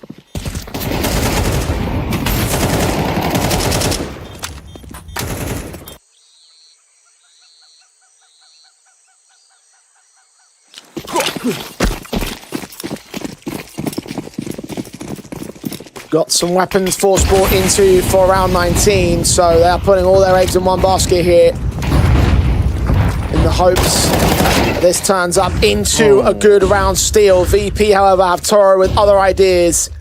Kaspersky first to fall in its shelf, tried the aggressive stance, failed it. Now Stound's AWP is hoping for someone to swing into the B-bomb side. VP have loved the B plays, just like NIP did on their T side. Someone's going to have to make a play. Someone's going to have to step up for NIP. Is it in the hands of their big green gun? Molly's sent, smokes, blocking off short, but it's just a prod. The second wave of util will confirm the execution. Stound's going to get pushed away. This is hard now because you're just in cave. I mean, yes, you got Snappy here with you, but you need to hit the shot. How about that from Stound? That could be the way in. Bomb not yet planted, and Note's just in the open. Oh dear. And suddenly it's a player advantage back in. You can't really wallbang this, but you can flash forward and maybe get Snappy on the angle with the MP9. Toro drop, Biss up close to the AWP, but he misses the mark. And now the in-game leader's trying to do it all for NIP. It's Forever and Mir. And Forever's been so consistent. That's a missed shot, but Shush is on the back lines, and they've got no idea until Forever turns around and looks at it. This is a nightmare now. Stound with the fake. Stound needs to isolate the fights. Time's ticking. Time's a burden, and he's still got no kit, so he'll drop a smoke on it, and he'll just try and go for the full 10 seconds. Forever's spray, though, is good enough, and Forever will bail Virtus Pro out of a sticky situation. 2 rounds left to knock out NIP. Why have you quick switched?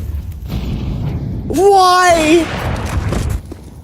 That could have been such a different round. But Shush with the mistake of mistakes, a minor, small, minuscule detail in almost any other circumstance.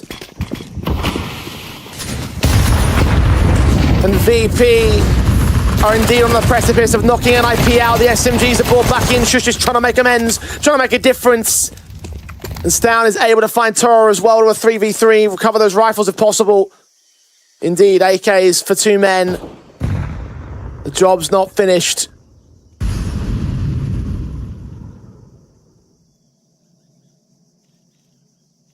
Can Note find Bist on the timing? He's just missed it.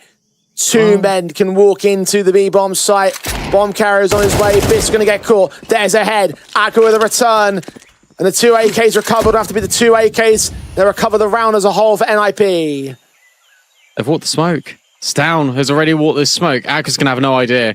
This is so smart. He heard the flashbang ringing in from deep as well, so you understand that the other player's over at ramp. You can just buy your time. You can just buy your time and then take the headshot. So now it's all up to Mir. Spoke about the quality of his multi-kill.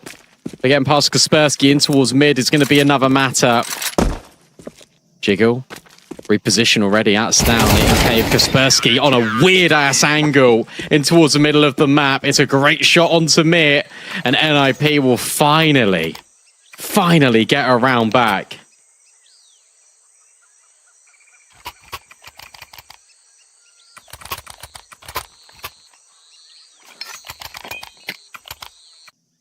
An all-important one for them.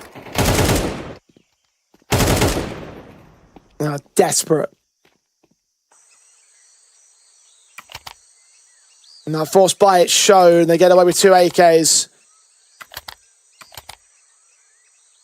And VP not allowed to walk confidently into their series win. They're taking another tactical.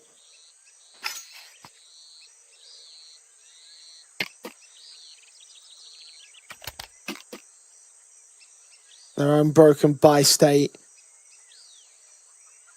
could once again give NIP their way back into this game. They just need to not ball it.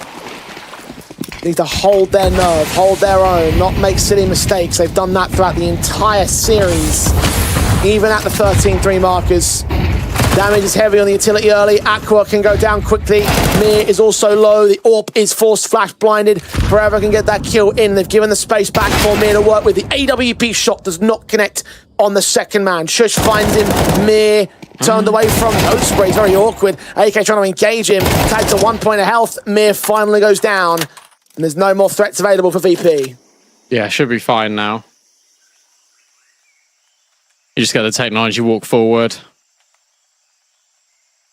There is a gun dropped. But recovering that is going to be exceptionally tricky with Shush on the angle, and then you've got repositions in at Red Room. Nice shot. And that gives Bist his weapon of choice. If Snappy loses his life over at Heaven, this 2v4's really got legs to it, and they know that they've just dinked him. So they're thinking about moving back. They're thinking about really punishing the in-game leader, which is why he smoked himself off. But if he dies, these rotates are so far away.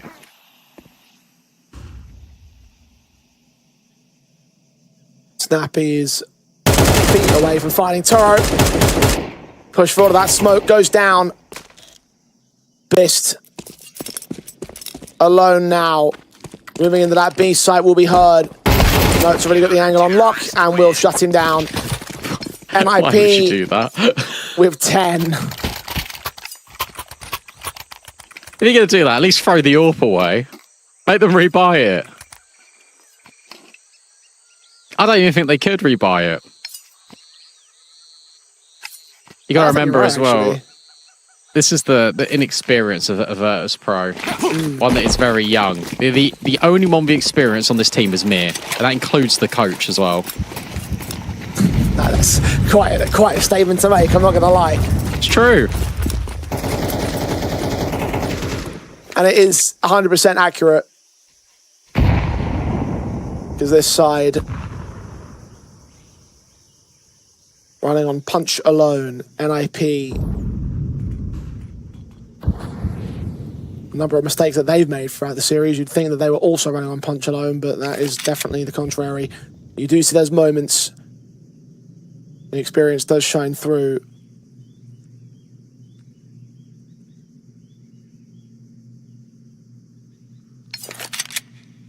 That's pro. Glocks, P250s, harsh eco, fast play into the A-bomb site where Shush is going to get overwhelmed with the numbers game, only 1 for 1. Bomb plant can get secured as a result of this. Kaspersky being watched, pressured, therefore can't come out of the plant, so there will be a nice little cash bonus for the T side going into the next rifle buy, which is really what they're looking for here in this round. Kills will be bonuses, and they have gotten one of them. No more than that, it looks like. Snappy should upgrade his SMG into the rifle.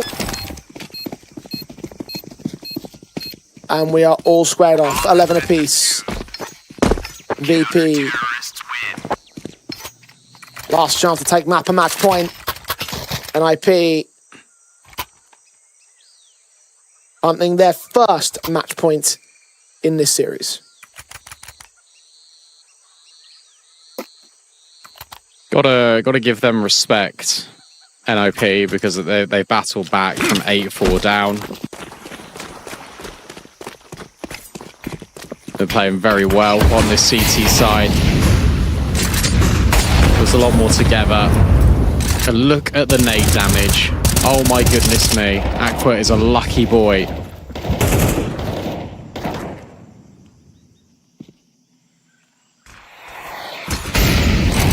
This is the first time. Sorry, I was going to say, this is the first time I've actually seen NIP not fight mid.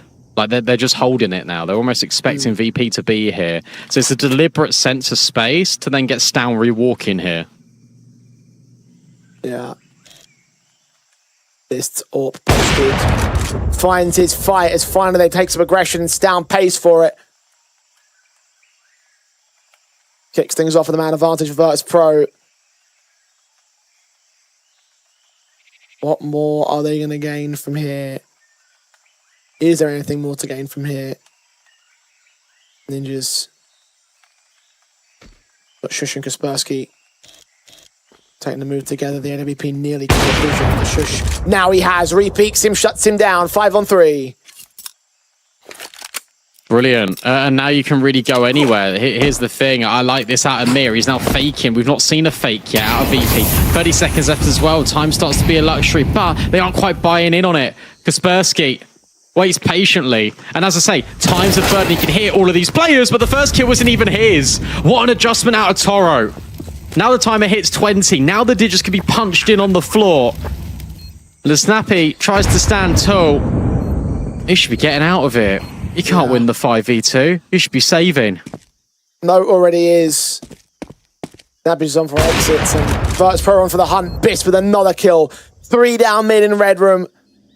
Much closer in Snappy, but just as effective. And no, about to run into Aqua.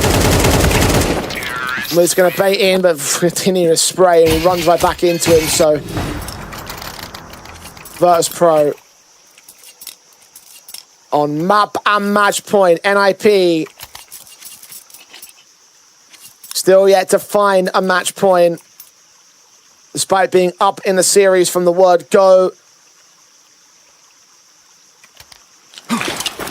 It's VP that had all the map points of Nuke, and now they have the one good series point here and now. NIP one step away from being eliminated.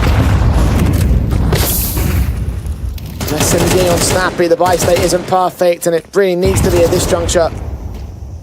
Are we doing this again? Are we going for more rounds? That's ridiculous. That Shush just finds Mir. One final test for Stown.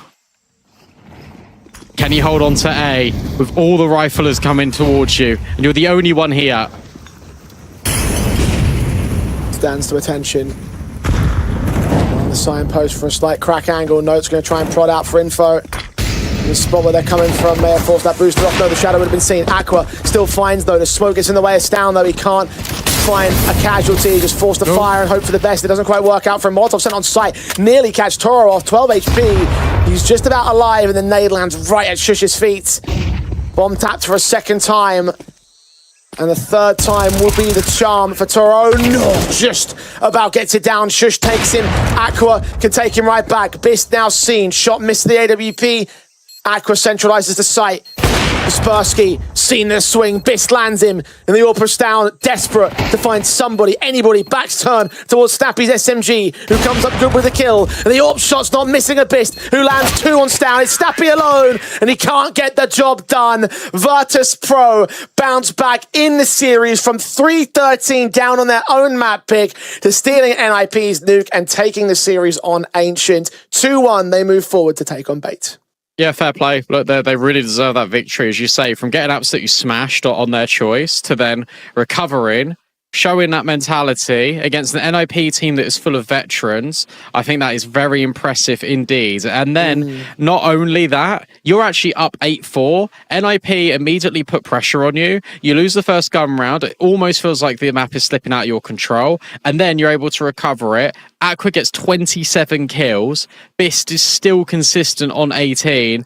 It was really impressive from front to back for Virtus Pro. For NIP, it's just come down to the cooling stay. Individuals note as 20 kills over every single map. Stan's been right there with him. Kaspersky in this game as well was fantastic. So it's a shame for NIP, but they just can't quite do it. I don't know what it is, but they just cannot quite get these victories, and they can't quite get to where they want to be all of the time. I mean, surely the blame has to rest with Snappy, right? Like, if you've got players providing this much impact, Note is a new addition. He top fragged, I think, well, he was among the top fraggers at the very least for every single map in this series. Top fragged on that Ancient as well, and you still couldn't get it past the finish line. And it's like, you see the mistakes being made on a team perspective, on the positional perspective, and all these little bits and pieces that make you go, they've gifted rounds the way of Virtus Pro. And I genuinely think that there's an argument to make that it was less the VP won this series, and more the NIP gave them this series, and that is sort of like just, I think, a very characteristic sort of perspective in terms of where NIP stand right now. You were saying earlier they should be a lot better than where they really are. The roster should be composed to do something really special, and they're just not doing it right now. And I think that might rest on Snappy's head, honestly. I hesitate to say he needs to go because they've just made a roster change, but like, surely something's got to give at some point. Yeah, so something tactically definitely has to shift here, but it won't be the case for NIP progressing further in this competition. They get eliminated. We've got more action for you. It's Inner Circle taking on Gen 1. It'll be Ted and Pavlos walking you through that right after this break. She said she loves you, but she can't love me. But I love you. Yeah. Look, all of my friends going crazy. I gotta break on myself, I amaze me. Like I'm back in the 80s. I won't play window anymore. What's going on? Play your role. 1xBet. On to the next one.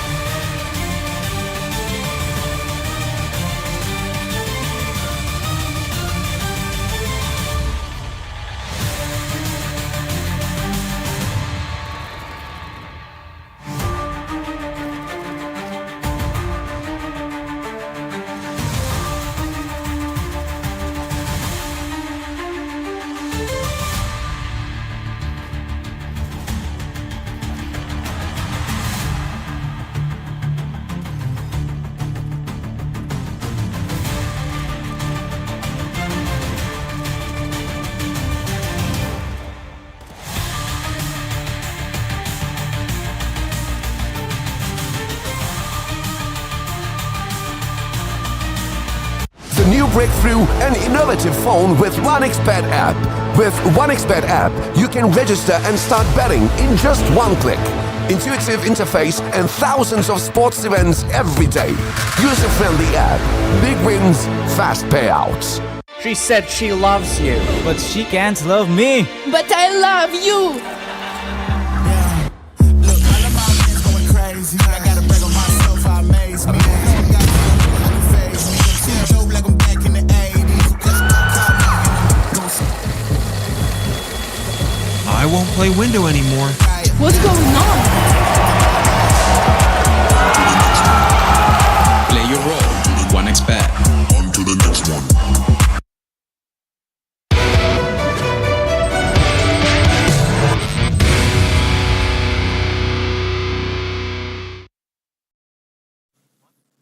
Hello everybody, welcome back to the Res Showdown. New faces on your screens as we said goodbye to Jay and B-Dog, getting into the last matches of the first day of competition. Ted, are you feeling? I'm excited. We were getting into this call and we were pumped to get some good Counter-Strike along the way. Yeah, absolutely. I mean, it's a tradition at this point, right? Twice a year, we're going through these qualifiers for the Blast Open tournaments, and now we're going in for Blast Open Porto, and there's just going to be one spot for a team making it in there. And there's some very interesting names. I think we've already had one very big upset so far in the tournament. Bait, I think winning their game was a little bit expected, but that VP game against NAP, now that was a banger. Absolutely. I mean, going all the way on the overtime over the second map, then that third being required, VP having a difficult time closing out, but eventually getting there, which is all important. But as you can see on our matches, that's not where things end today. We've got Inner Circle Esports taking one on Gen 1 for the first game, well, third to be exact, when you look at it in the context of the day, and closing things off with Magic versus EAC. So, yeah, some more cool teams to close out the day, Ted. Yeah, I feel like going into the third and the fourth game, it's always going to be the case, especially in the first round of the quarterfinals of that type of a qualifier. You're always going to have one team that is a little bit higher of a favorite, right? Sure. And you can spot Inner Circle probably being in that conversation for even a team that should be in the competition to grab that spot for Blast Open. I guess you could make the same point for Magic, so it's going to be very difficult games coming up for both Gen 1 and EAC, I feel like. Absolutely, absolutely. But how about we start talking about the teams individually, right? One by one. And I want to get things going straight away with Inner Circle. Obviously, Ted, I want what they've been having, right? For some reason, they have been going on an absolute tear, and you'll be able to break down the reason for me, I'm sure.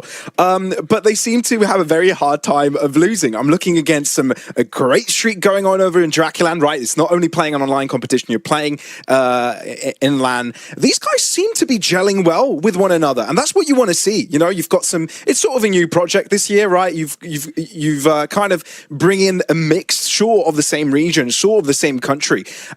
And you expect it to kind of go well from the get-go, but I don't think people thought it'd be going this well. I think they've been playing some very decent Counter-Strike, right? Obviously, you've got the duos of Onyx and Dowie that were together even on that TNL project that qualified for ESO Pro League last year and was making moves in Tier 2. Then you've got Zerofix, who was part of that Passion UA iteration that made the Shanghai Major. And now you've got Captain Kurt and Hetrick that used to play together on Bait. And obviously, Hetrick arrived just a couple of months ago, so it's a little bit of a newer project in that sense. But I feel like his presence has definitely made them a little bit more solid. And as you pointed out, they are one of these teams that didn't really have a player break, right? They're coming into this event off the back of winning the Super Draculand, which was a $150,000 LAN event in Romania, and they were able to beat some decent teams on the way there. So I feel like they are riding a bit of a decent wave of momentum, these guys. Absolutely, and they're in the perfect tournament to keep that momentum rolling as well. Like we said, you don't really have many chances to play in tournaments that get you into some, substantial matchups when you look at the main event, right? And this is definitely one of them, looking to get into the Blast Premier. That's what they're looking to do, but they won't be able to get there unless they take down their first opponent of the day, Gen 1. What are your thoughts on this, Ted? It's a very interesting mix of players. I always find them fun to watch because of the amount of familiar names, right? Obviously, you have Joko, who is part of that kind of circuit of 3D Max, Double Pony, Heat, and the French scene for a couple of years.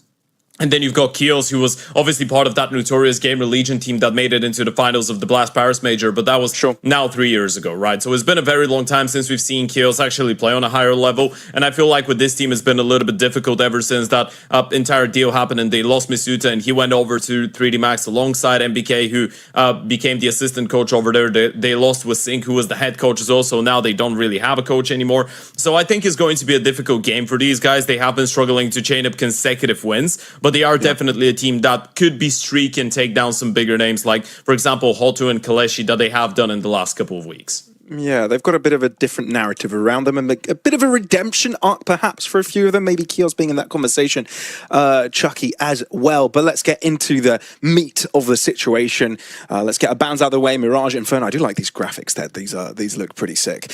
Dust 2 being Gen 1's pick, in a circle going for Ancient and Anubis, where we end up. I wanted to see Cash as well, I'm not going to lie. Man, I'm so disappointed in Inner Circle. Come on, just leave it in there. We all know Cash. We've all played Cash in CSGO. The map has not really changed that much, but all jokes aside, I feel like Dust 2 Ancient and Anubis is a pretty expected veto, right? If you're Inner Circle, a lot of people might look at the stats and say, why are you picking Dust 2 against Gen 1? They obviously like it because they've been playing some good Counter-Strike. They've been winning a lot of games, but it's about the pedigree of the opponents, right? And Inner Circle know that they're going into this game as the so-called favorite. So for them, it's more about playing into your own strengths than trying to go for a weak map of your opponents, because Inner Circle should be going into this game knowing that they are probably the fundamentally stronger team. They probably have the better individuals as well. So lying into your strengths is what we're seeing out of them. And then if you're Gen 1, you're just trying to go for a ground that is not as comfortable for your opponents and a map that you know you can potentially ride that momentum wave on, which I feel like Ancient is a very good example of.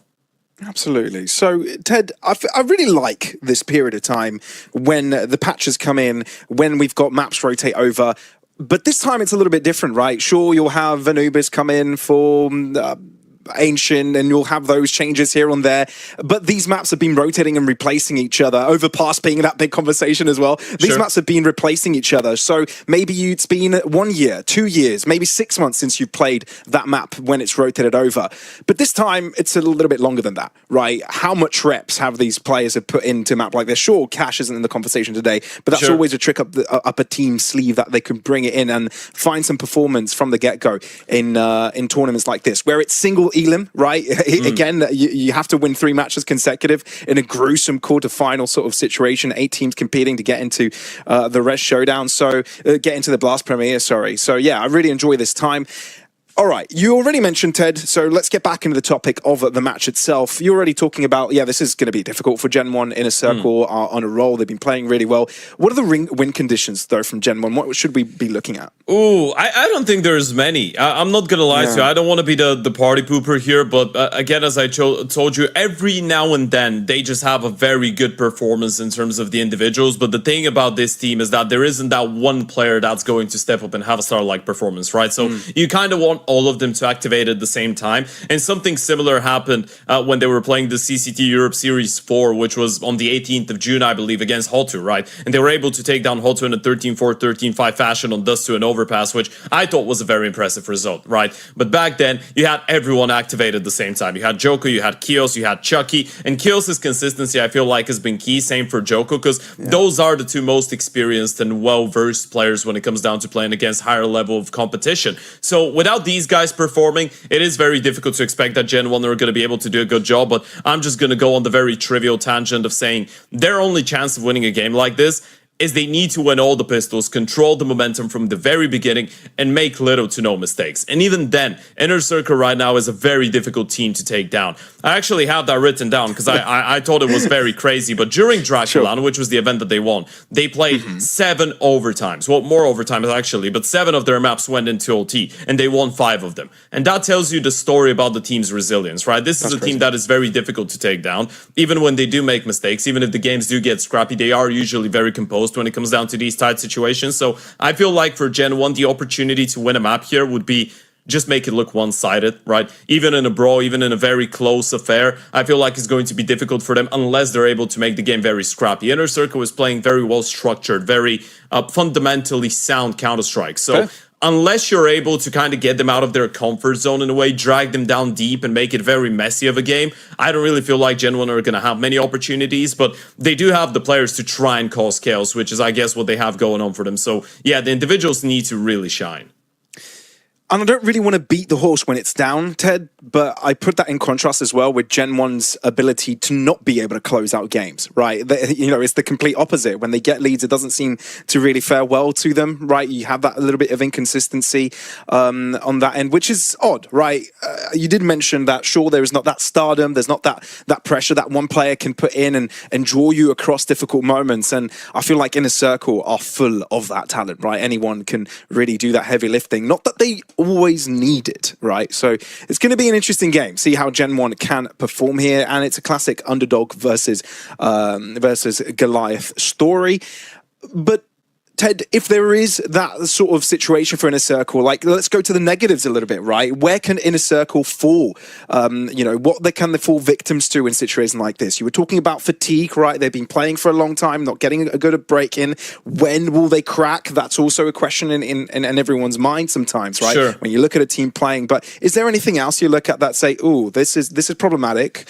This could potentially happen any day, any time. Not really, man. I'm loving Inner Circle. I think the project is being managed in a very good way as well, because again, we're making the point that they're not having technically an off season, but who is having a big off season nowadays? Sure. Bar, let's say, the top 10, maybe top 12 teams, right? And even then you saw some big names play in that Chinese tournament literally a couple of days ago, and that is still going on with the playoffs. So I think with Inner Circle is the fact that they did get a break. That's for sure. After they won the trophy in Bucharest, they had a couple of days off, if not a week off. And maybe it could be a question of, has there been a limited amount of practice heading into this tournament? This is the only guessing game that I could be going on to, because, again, there was some pictures on social media of Hetrick going over for his birthday abroad, taking some time off, which is needed. But I think they've been managing the situation very well, where they just select the tournaments that they really need to play, right? They've not been going on a crazy streak, playing 100 maps per month or something like this. They've played around 45 maps for the last 3 months, which is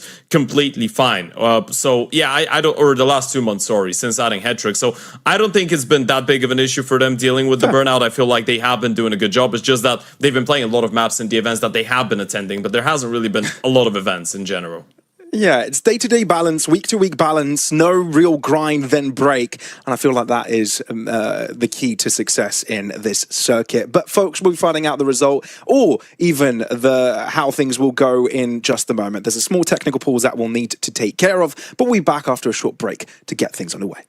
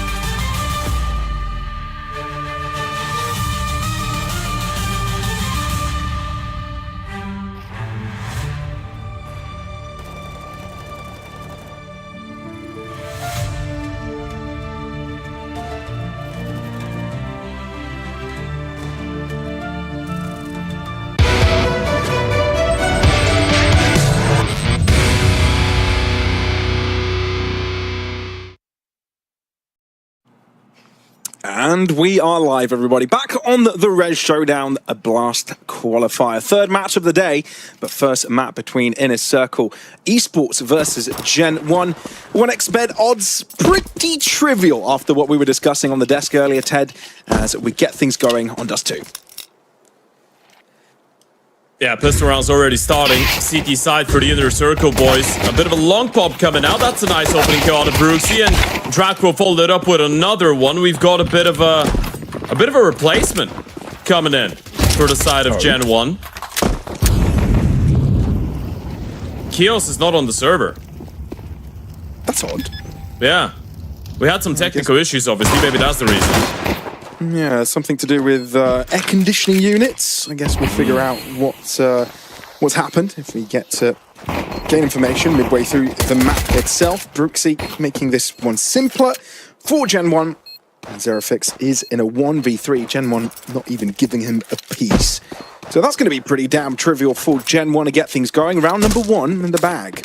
Yeah, also I think we had a bit of a mistake when it comes down to the veto graphic at the start, right? Because now it says that Gen 1 were actually the team that picked us to, which makes sense considering the fact that Inner Circle have decided to start on the CT side. So apparently it's the other way around. It's Dust2 Enshin being picked by Inner Circle, Dust2 being brought in from the Frenchman, and now we see the new bomb explosion again. This is gonna need a little bit of time to get used to. What's your thought? What's your thought? Give me your honest take. It's just another thing that's gonna take away the FPS, man. I know it looks more realistic, but we're just gonna keep getting spiked until everyone's got a PC that's worth like 4,000 euros to play the game normally. It is interesting. It is interesting because usually the explosion is supposed to not harm you as much when there's more walls and textures between you and the bomb explosion, right? So I think this is good. It's a bit weird that you take 1 damage no matter where you are on the map, but I think that might have been a bit of a glitch. I saw Sponge going in on a bit of a tangent about that on social media as well earlier today. So there is some funny questions about this. It's going to be on patch day. Brooksy, double kill and make it a triple. What a scream of a start to the game for Brooksy himself. 6-0. God, that was such a sick spray transfer. And by the way, in the meantime, just to address the elephant in the room, it's not just Drac stepping in. It's Nice coming in as well from Inner Circle Academy to replace Headtrick. So we've got changes on both teams. Boy. And just to give people a little bit of context, by the way, into who these people are, right, in case they don't know. Drac is a 27-year-old French player. He used to play on the Musketeers. He played on FUT actually between May and August of 2025. This is when FUT still had a French lineup, right? So he was playing with Jax, with Sixter, with Devo Duvik, and with Misuta. And before that, he was playing on teams like Gen 1 back in 2024, 2025. Teams like Arcadia, like Mixfits, like Ambush. So he's been around and about since 2019, basically, but never had that breakthrough opportunity, I guess you could say. And then for Nice is actually one of the players that I'm very excited about. He joined the Inner Circle Academy at the start of 2026. Myself and yourself have had the opportunity to cast Inner Circle Academy a couple of times, and I think he's a pretty skilled player. I like him. There's a bunch of guys that are very good on that Inner Circle Academy lineup.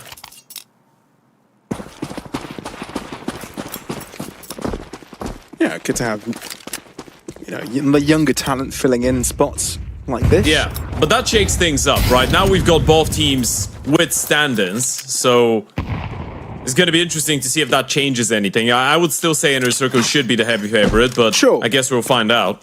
Yeah, maybe the change impacts them a little bit more, would you say? I feel like Headtrick is a little bit more of that important piece in a circle, right? You kind of build moments around him.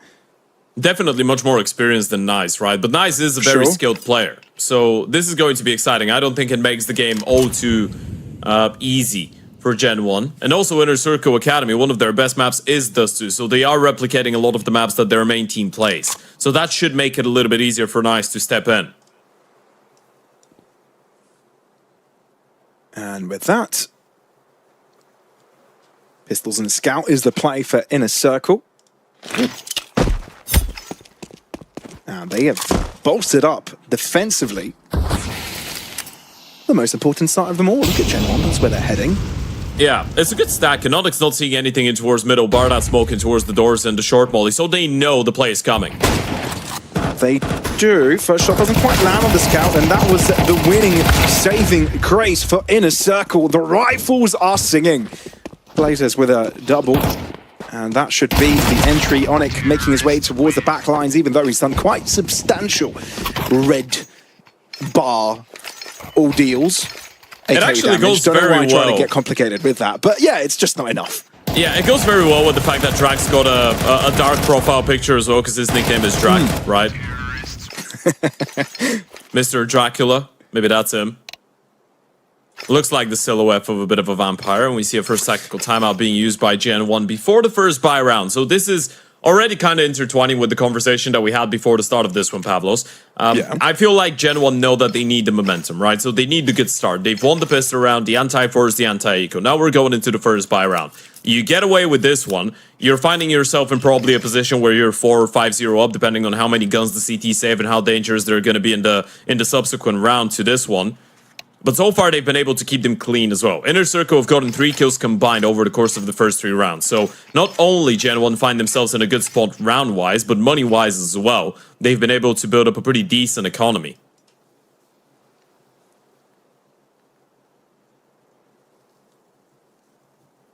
It's been stacking up nicely for the French-speaking team. But this is the test now. Can they withhold Inner Circle's buy?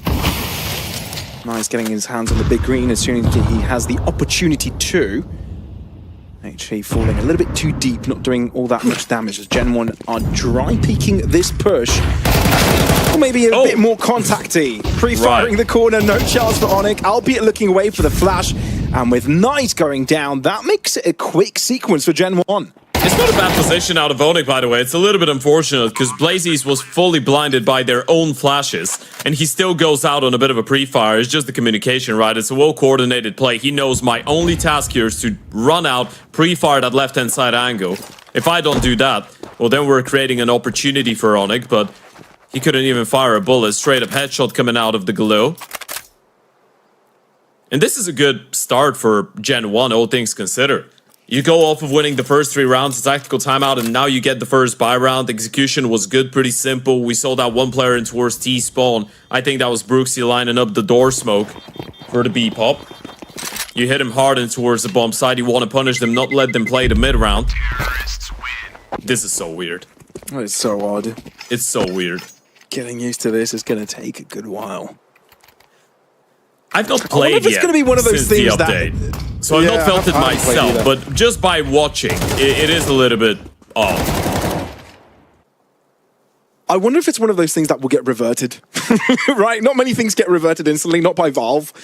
I just think it's one of these things that are going to need some time getting used to, but it's not that substantial of a change that they should revert it, right? It's one of these things that everyone's going on and being crazy about, but eventually you just get used to it and it's not that big of a deal. I mean, we can try to find fans do really like what we are used to, let's be fair. Not big fans of changes. Zerafix, though, has brought a change into the mix. Early pick going to Inner Circle, get some extra damage off onto Brooksy.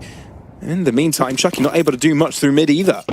Yeah, this is why we saw that aggressive pop straight off of spawn in towards the B-bomb side in the previous round, right? You want to disturb them, not let them go for these mid-round aggressive plays. It's a nice peek out of Zerofix. He was able to get out of there safely, unpunished by the AWP of Chucky in towards Suicide. And now you're looking to regroup potentially for a long retake, but Captain Kirk's position is not bad, and he's got Nice, who's close enough to support him if need be, especially with the lack of presence in towards short by the T's. Captain Kirk, though, oh, he's called him back. They've got the perfect setup. The Opera's going to be posted in time. Oh, this is huge. Oh. Nice looking away, though. That is rough, which means Captain Kirka is all to himself, at least in the first few seconds of this fight. Nice. Turning his feet around. And Brooksy missing the shot is brutal. Inner Circle now, not only in pole position, but they've got a foot over Gen 1, keeping them down on the ground. It's hurting for Chucky, as he's lost all teammates, trying to deal with 2 simultaneously, but that just won't happen. I mean, you even saw Nice moving a little bit too much, right? Because he moved back the same time that the short player was actually coming in. Well, not the short player, but the rotation rifle was coming back. It's all about the best shot out of Brooksy, right? If he's able to win that fight against Nice, then the round is completely different. Captain Kirka gets refragged. Blazes was on that cutting play in towards middle. Unable to make it work for more than one. Shout out 1xBet. Of course, you can go and check out all the odds from the games here. The rest, Showdown 4 over 1xBet. Big up. And you can download the mobile app as well. You've got an app, not only the browser. Well, it's just called a website, guys. Sorry. Not only the browser tab thingy, it's got an app too. You all of a sudden sound a little bit too old there, Ted. Yeah. All right, Blazer's the mobile down now. application that you can download on your mobile devices. Your mobile devices. Jesus Christ, Ted. Where have you been living? In Boomerland. I'm just old. Yeah. I'm older than you. That's what sucks. Barely, though, right? I don't think there's too much of a difference. Either way, Gen 1. On the back foot, a couple players off the server already. Gen 1 passing by their fallen teammate to his bodies on their way over to this beach side. On it, ready for the molly in the hand. And the spray is pretty damn simple. Ionic both take care of business. And it's pretty safe to imagine that Chucky will try and keep this big green to the end, but whether he is allowed to do so, given how Inner Circle Academy maneuvered all the way through spawn, through tons, there's nowhere for Chucky to run and hide. He'll have to frag his way out of this, but that also feels quite an impossibility. Dowie on fire this round. Yeah, 4P's coming out of Dowie, and he's one of the most exciting players probably in this entire tournament, right? In this entire qualifier. Sure. I know he's been getting hyped up for a little bit of time now, but he's only 18 years of age, and he's without a doubt the most exciting prospect on this team. One of these guys that are at times a little bit overzealous with the way that they want to go for the fights. He's got a set of plays that he's just repeating, and he knows they work for him, but he's damn good individually. Definitely someone worth keeping an eye on. Look at the switcher from the tees, though. A lot of damage to the smokes, but not too much against Inner Circle. Captain Kirka switches to the pistol. Oh, that's bold. Of course, the mollies and flashes didn't really help with that case, so good at supporting from the rest of Inner Circle, but they got that one nailed down, no issue. That was perfect utility. I know there was a lot of spam damage as well, but they go out, they're fully blinded, they're mollied in towards the door and in towards the back of blue. There's nowhere to be standing, and you just get spammed down by the M4 and then the USP of Captain Kirka. Onyx still needs to be careful, though. They could get a bomb plan out of this. If Onyx goes down, they do. Playing this one very safe. Yeah, and he is looking at the right direction, so he'll keep his team alert. Moving window, I think his barrel got spotted, and he's seen him. He's also been spotted. Needs to be shown both ways. Mollied off, smoked out. Blazers knows that the Circle could take the aggressive route here, so he's trying to take the aggression to them. They walk past each other. Bomb doesn't have a chance to go down. Blazers through the chaos tries to get something across the line, but that's just one pick. Inner Circle, 3 consecutive now. Yeah, that's a good aggressive play, but you're just leaving your teammate all alone, right? And the moment that they start just jumping on top of him on the bomb side, he dies, and they know, well, there isn't a second guy. He's supposed to be somewhere around. Look at that from Captain Kirka. Lovely shooting coming out of the USP. Inner Circle slowly starting to get things under control here on Dust 2. And this is one of the conversations that we had before the start of this. It's very difficult for us to build a case for Gen 1 winning a map just because they're much better on said map than their opponents, right? Even on a Dust 2 that they've picked. I know they've won, what is it, 6 out of their last 8 maps on Dust 2, so they've lost only to 100 Thieves in Sparta, and they beat some pretty decent teams as well. VP, Laser Cats, Hotu, Kaleshi. But then you're looking at the side of Inner Circle, and the number is very impressive there as well. They've won 7 out of their last 9 games, lost it only to 9 and Ascent. But as of right now, they're in a streak of 3 in a row. Sashi, Wokzaki, and Ascent that they took down over in Romania during Draculan. So it's been a good couple of weeks as far as Inner Circle are concerned when it comes down to their Dust 2. Not really surprising, is it? They've got the individuals for it. But you're right, Ted. And the conversation we were having earlier about the amount of tournaments played for Inner Circle, sure, they've been busy, sure, no big break coming their way, but in the past 3 months, they've only really played 3 events. Cool events, right? We're talking about BC Game Master, Draculan, right? You're talking about Staked Ranked, the close quality, that is. Couldn't quite get across the line. It's a good aggressive play. The only issue with that is that it's very audible for the T's, right? So they've heard the flash, they've probably heard the steps as well. So right now what the T's can do is just retake that part of the map. They know the CTs have backed off and then potentially group up and go for a B explosion. It's very unlikely that Inner Circle would clear out the tunnels, not see anyone, and still have 2 players on the bomb side.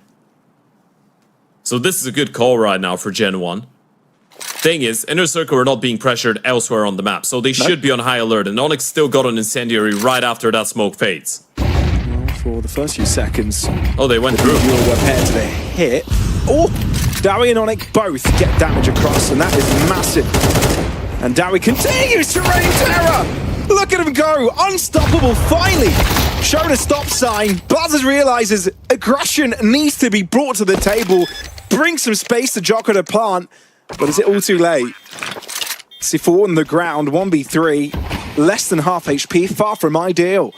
And Inner Circle Academy to close in. Smoke away, try peeking 2 different players, one being a little bit speedier than the other, and that gets the job done. Lead taken.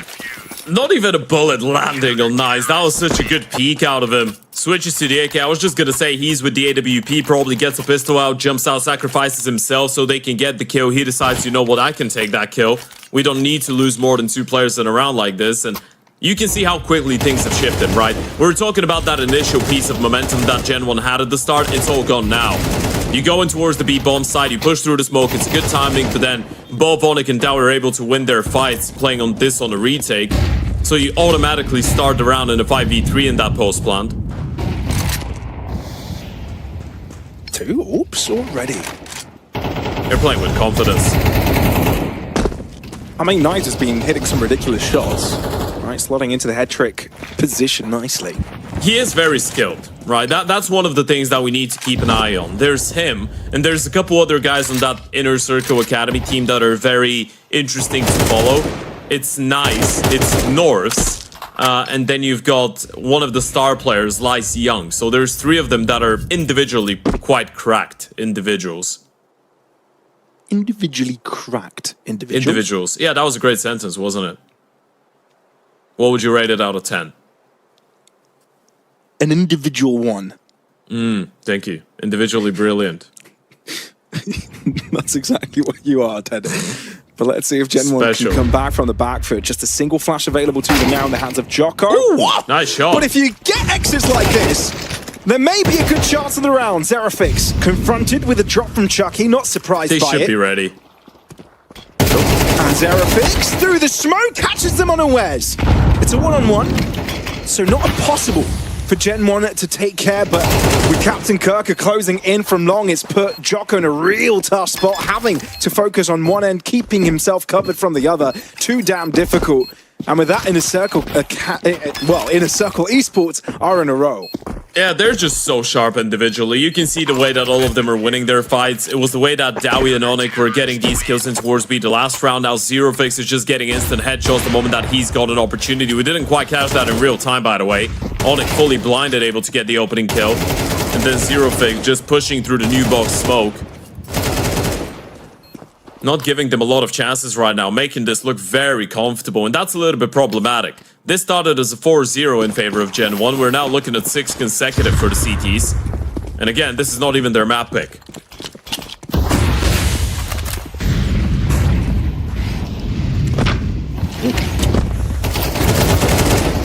X is coming through. Gen 1 looked very comfortable with the push, but Zerafix has fallen under the radar yet again. Nothing going right for the French speakers. Although finally Chucky's given a double, but with the smoke fading, barely any health on him, so just a bullet does the job for Dowie. That's such a bait play, by the way. This is just spawn-based Counter-Strike. Inner Circle just messed up with him. You might be wondering, why are they overlooking pit? Why is no one looking towards the right-hand side, correct? That's because Captain Kurtka, who's usually the long player, gets the kill from the corner and falls back. So that automatically makes the T's feel like, okay, we can play nameplate Counter-Strike. If he's there, then they're probably just playing long on a retake. They're probably putting a lot of numbers in towards middle and towards the lower tunnels. He's going to be a lot in falling back, so we should try and hunt him down. Completely oblivious to Zero Fix actually having the timing to already be in pit.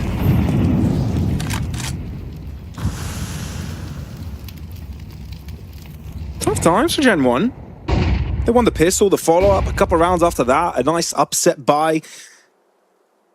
But in a circle, they've started the game momentum. They've had some pretty good reads, but these shots sometimes have just put Gen 1 on a real tough spot. Tons approach initially. Gen 1 teetering around this end as a mid-to-B smoke is thrown in, but Dowie seems to be ready for this push. Not only does he get one, he gets two. And now there's a molly even to prohibit any further movement from Gen 1. He's 17-4. This is crazy. It's outrageous how good this guy is in individual fights.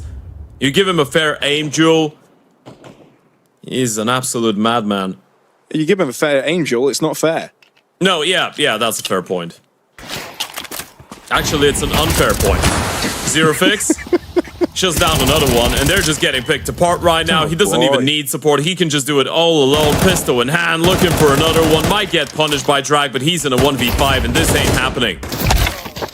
How about that for a half in a circle? 8 in a row to close things out. If you're Gen 1, not feeling too comfortable about your map pick right now.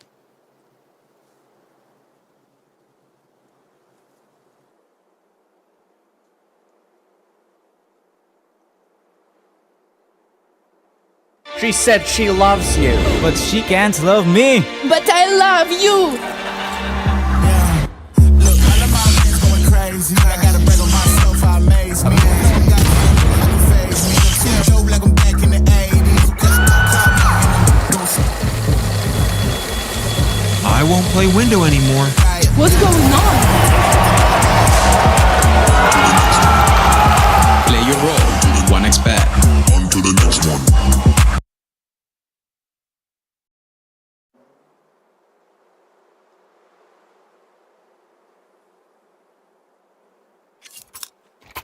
Back online, everybody. 8-4 in a circle. Haven't dropped a single one since they netted their first.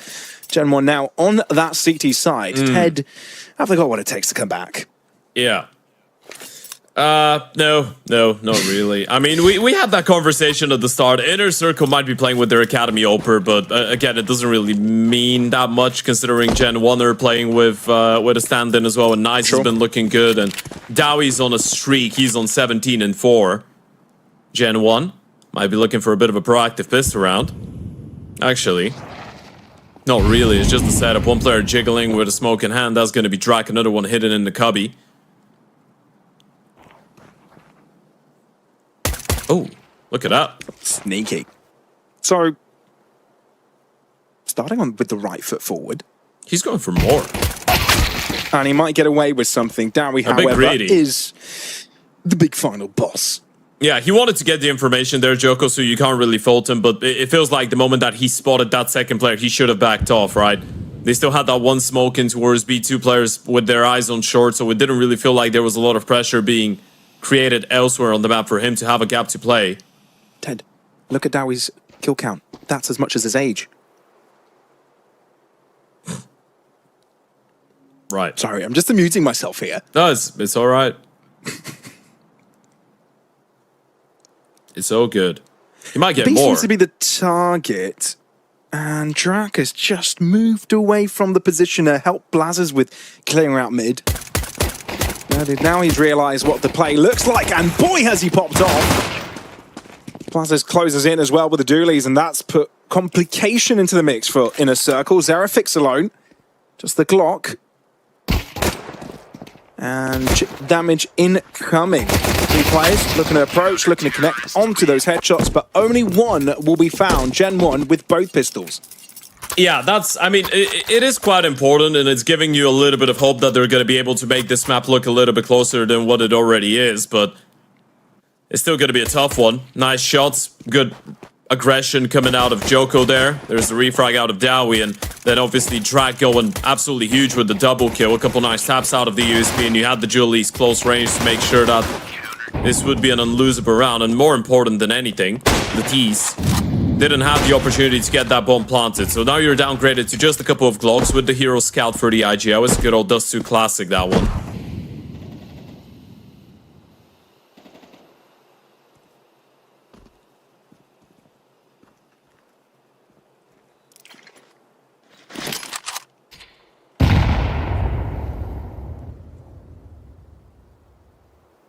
So, short play led by Nice. At least initially. Yeah. Not really putting a lot of hope into a round like this. It's more about how much wood could a Woodchuck chuck if a Woodchuck looked like Onyx. So if he's able to get a couple headshots on the scout, then maybe they get a bomb plant. Woodchucker. Oh, they're getting the bomb planted. Yay! That's quite a bit. Done. You know, first step of many. Now we need some picks. Now we need the scout to come online. And boy, these damage They're very shots low. are coming through. The headshots. They've made them soft, malleable, exploitable. And a 1v2 now on Dowie's hands. It's been phenomenal, this game. But this might just be too much. God, Dowie! Making us sweat through this. This was supposed to be a walk in the park for Gen 1. Clear firepower advantage, but Inner Circle aren't giving them any easy rounds. That's such a sick eco round out of Inner Circle, right? I mean, you're bringing in one scout, 4 Glocks, no utility, no armors, and you get 4 kills and a bomb plant. This is not an eco round. This is bloody Christmas. That's what that is. Look at the spam through the smoke. The headshots connecting Captain Kirka, Dowie. Drak is able to save them once again, so he's had a couple good rounds. That's a sequence of 2 in a row with multi-kills for the stand-in. But look at the CT side economy as well. They lose this first buy round, and it's already got its implications with the double FAMAS, and they're going to be down in the doldrums. Right when you mentioned Christmas, a line came into my head. You know, Dowie is Santa Claus, but he's making other people wear red. Oh. You know? I thought you were making a different joke, you know? Lion, Santa Claus. Oh, no. Yeah. I thought today. this was the angle you were going with. No, other time. Sure. Different time, different moment. Okay. Just playing around with the color red and blood and Santa Claus. That's right. Oh, you're making him... He's not that much of a devil, though, right? Let's not demonize Santa Claus. Sure. Yeah, instead of Christmas presents, he's bringing death. Wait, wasn't there like this Jack Black movie with, you know, pretending to be Santa Claus, but he was actually the devil? I don't know. I'm pretty sure there is one. Like, it probably was on Netflix or something. I don't know. Right. Either way, that one person in chat knows what I'm talking about. I'm on the player count for Inner Circle at the very start, and again, Jocko being a menace in mid. Look at this. Look at this man go. Trigger discipline as well to close up the distance. And Nice has difficulty shutting him down. Zerafix gets the job done, but to what cost? Right down to 6 HP. Bogdan's law to retrieve the orb, but how much more can you do? Oh, what is he doing? Oh! Brooksy, mistake made. Wanting to transition, but getting caught through it. Now Chucky having to respect Inner Circle presence on the side. Bomb will go down, 2v3 available. That's given him an opportunity. Zerafix is low on HP, but he's got that AWP. Nice might have the opportunity to shine with the rifle, and no one's coming in from short side. Flash for the long peek. Trying to play this one safe, Chucky. Both these players coming out of CT spawn, though, and that's going to make the rifle of Nice very potent. Goodbye. More whacked. And he'll continue. Oh my holding God. the hammer. That is crazy. Saving. Not giving him many chance. As soon as he spots a pixel, that's when your opponent is dead. That's mad. Brooksy knows it, and he's regretting that one move. I don't know why he tried to run down towards CT spawn. Was he looking... Maybe there was a nade dropped, and he wanted to pick that one up and come back. There was no reason to leave the A bomb side. It didn't really feel like it. I mean, there was the left-hand side mid-smoke, so the B players didn't really have a lot of vision, but that felt like such a comfortable setup, such a comfortable position to be in if you're Gen 1. And then Brooksy just gives them an opportunity. Look at that. It's a free kill. player with a knife in hand. Chicky gets a kill, stays alive, but then Nice just decapitates both these players trying to come from CT. And that reposition, crouching, making sure the Oper couldn't spot his head, moving towards the left-hand side of the bomb site, giving himself a favorable fight. Pretty much wins them the round. Ted, I know you like your stats, so I'm going to go give you a goose hunt for you. Gen 1, first kill, round conversion. What's the percentage? Because I feel whenever I see Gen 1 have an advantage, it doesn't often go their way. Sure, yeah. Some of the conversions have been a little bit problematic. So as of right now, opening kills, they have gotten, I think the number is 7 opening kills they've been able to get. And they've won 6 rounds. So it's not the worst thing ever. Obviously, it's another thing to, you know, keep track of maybe on the game how many of the itself. rounds they've won. Maybe they've picked up some openings, but then lost the round, you know? True. I can tell you that both Captain Kirk and Dowie are 3-0 in opening fights. That's a bit of a stat for you. Nice flash. Great timing on the swing as well. You don't really He has to go want out. to be You don't need that poking fight. the bear. All right, maybe you do. Bear tickled to death. So, Pistol's getting quite a lot done, and Brooks closing in the position, might be able to convert a rifle over to one of his teammates, but they're quite far away, so might not come into the equation. Yeah, issue is Blazies is all alone with a 5-7, right? A good thing, he's got a smoke, so the moment he spots anyone, he's just going to deploy that. There you go. A little bit delayed, though, which gives time for Inner Circle to close the distance. Don't take advantage of it. They're lacking awareness over in Tunts. Right, lower, mid, they haven't fully cleared it. These question marks are hurting their timings. It's just the fact that you know there's going to be a second player, right? You know that 5-7 becomes very deadly when you're walking out of smoke and he's on that elevated angle. If there's a second player, you're just going to get peppered. Moving. The bear idioms, pepper spray and all that. And one-on-one will favour Gen 1 all day. AK switched out for Nice for a more dual-heavy 30 seconds remaining. Backline being breached will be the catalyst in this round. And Gen 1 make their presence on the buy rounds. Yeah, that's a good round. I mean, that breaks the T-side economy. So this has just made the map a lot more competitive as far as Gen 1 are concerned, right? They had invested a little bit into this round, not everything they had, and they still pick up a half buy, and that's ruined the T-side economy. It's a good way. It's a pretty basic play to go for that long re-flash, right? You just smoke the long door, stay on the angle, wait, and there was a bit of a gap in the corner. Smoke is all from the T-side. They capitalize very nicely. Onyx on another scout. Surely not, right? Okay. Well, not in this world, not in this reality. But yeah, Gen 1 have done a decent job of keeping things close, especially after that round 2 disaster. That being said, Brooksy is padding up the stats against the weaker buy. Not too shabby. Quad piece. And puts him on a positive KD. It's much easier when you don't have your knife out, is it? Ah, yeah, that must help. Yeah. Absolutely. Yeah. You went there. Brutal, man. I had to. He did a good job, though. He was able to clean up. Nice couple of kills. That's going to get the confidence up as well. You keep the money high. Keep it clean, nice and easy. You don't lose a single player. This is something that Gen 1 needed desperately. And Inner Circle going for a bit of a tactical timeout. That's going to give us an opportunity to give you guys a heads up that you can go and take advantage of that 100% welcome deposit bonus over a 1xbet using promo code Showdown.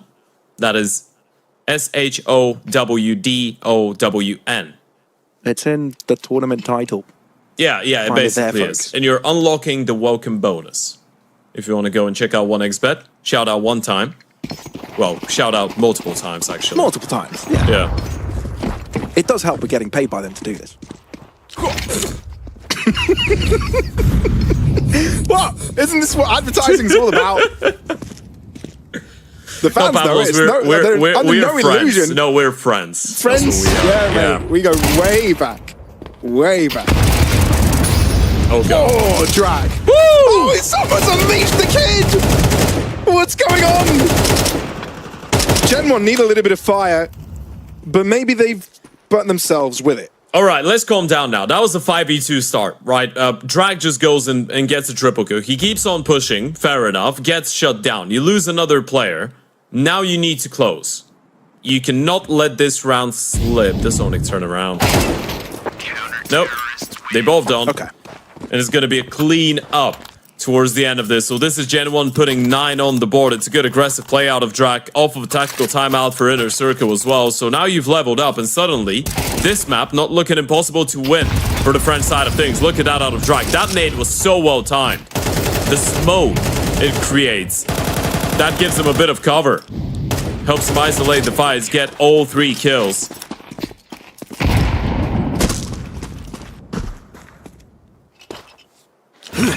Gen 1, they're in the game. Not only that, but they've got a good chance to get ahead as well. Haven't been in charge ever since the 4-0. All right. Doing the double smoke middle. In case you're wondering, you've got the Xbox and the door smoke. That was the Krebeni door smoke as well. That's because you don't want the smokes to get broken. Even if they do throw an HE, they're still not going to have full vision. But do Gen 1 buy this? That's the big ask. Sometimes those double smokes are thrown for a faint purpose. Good timing. Smoke to disrupt the molly from doing anything more, and Joker realizes maybe walking into the smoke is a call, but probably not. Oh no. Chucky brings out a pistol. That is a clutch secondary weapon pull. And all after that, dust settles, bomb down. Have they picked up Joko's gun? Has it fallen down CT spawn? I think it has. Nice is going to try and hunt it down, but they're stuck on the pistols. So maybe they need to close up the distance a little bit. Into the smokes they go. Plazas reads the position of Onyx, and now the rest need to step up. Gen 1, they're playing patiently. No flash available, so they won't be dry peeking through the smoke. And here they go. Zerafik showing his ground. 2 headshots landing. But Davi, he's in a real tough spot, trying to close the distance and use the site for cover. Looking for those headshots, but he's being confronted from 2 directions at the same time. Running out of bullets. 1 left in the chamber. Reload. He's been given the time. What? He's been given the space. Oh, there's no time for the team news. Dowie, a beast, even if it's just with 1 kill. That might be one of the most horrendous 1v2 clutches you'll ever see. This is outrageous. How have they not killed him? How is he just running around? I mean, screw everything that happened before that. Let's just focus on the 1v2. That is mental. He gets spotted out by the short player going for the jump. He's just running around using the boxes for cover, and no one could get the kill. What a blunder.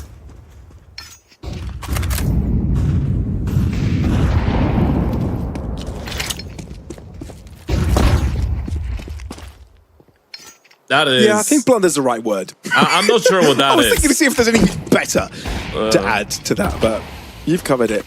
Yeah, no, they just painted the bed brown. That's what they did. That's a way to put it. But I don't know why you'd throw mud on the bed. Ah, wait, I understood. Oh, no, we're talking about coffee, not mud. Ah, right, yeah. But you shouldn't be bringing coffee to bed, Ted. That's like rule number 1. That's the best way to start off your day. What do you mean? In bed? Coffee in bed? Yeah. It's great. I'm not lucky like that. Never Here's the spot. Coffee brought to me in bed. So, in the circle, off the back of an eco win now. 1 player up, threatening a B site hit. That incendiary's timing is insane. It's going to stop the team from grouping up together and allows Plazas to get outside of the corner and get damage done himself. But this mid crunch, it's done all too much. The rotation shut down and a 2v1 required for Joker to recover. He needs to give it a go. He's got a defuse kit, smoke, molly. He's got a almost full set of nades. There definitely is a chance, but he needs to somehow bait out that shot from Nice or hope for a good timing. Hope's overrated. But this time, continues to tick down. And Knives is posted up and the correct location. 11, a 1-1 for Inner Circle. As they've just crippled Gen 1. I don't want to be the bearer of bad news, but I feel like that 1 anti-eco that they lost, that horrendous situation in towards the A-bomb side, that just shot them in the foot so badly. And look at how Onyx keeps it going. Dowie with the opening kill in towards middle as well. Great work from Captain Kirkin towards mid, and Nice closes it out. Look at the money, look at the buy for Gen 1. It's not that bad when you look at the weapons. You still have 2 M4s and AWP for Chucky, but Util's very dire, and you've just got 1 defuse kit. And you even have Brooksy on a pistol.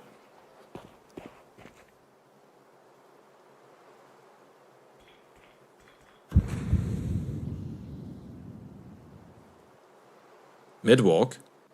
It's not a bad call, especially considering you confirmed the fact that the CTs were fighting for long control. You know there might be a bit of a gap for you to exploit. No one's actively looking mid. It was just Drag giving it a good old check every now and then, just scheming over. Oper on the other side. Dangerous. Good night. Good discipline on Nice as well. Think about that potential ploy. Planter's getting so close to getting a pick, maybe 2, but it's just not close enough.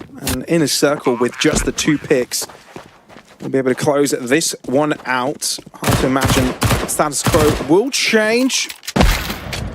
Although Captain Kirka has been taken care of. Nice has been hitting some very good shots. That's one of the things that he's actually very good at doing, right? For the people that have not watched the Inner Circle Academy play, and obviously this is his main team, he is a little bit more aggressive and a bit more of an initiative-taking AWP than Hetrick usually is, right? That was going to be one of the main points that I was going to make as a bit of a comparison between Hetrick and maybe Chucky on the other side. Even on the CT sides, Hetrick is not really that involved, right? You're looking at around 16.1% CT side opening attempts for Hetrick, which is not usually what you see out of Opers. Usually it's just going to be around the 20% mark, maybe with some of them around 24, 25, depending on the player's style and how aggro they want to be. Nice is a bit more of an initiative taker. And I guess you can see that. What a lovely shot.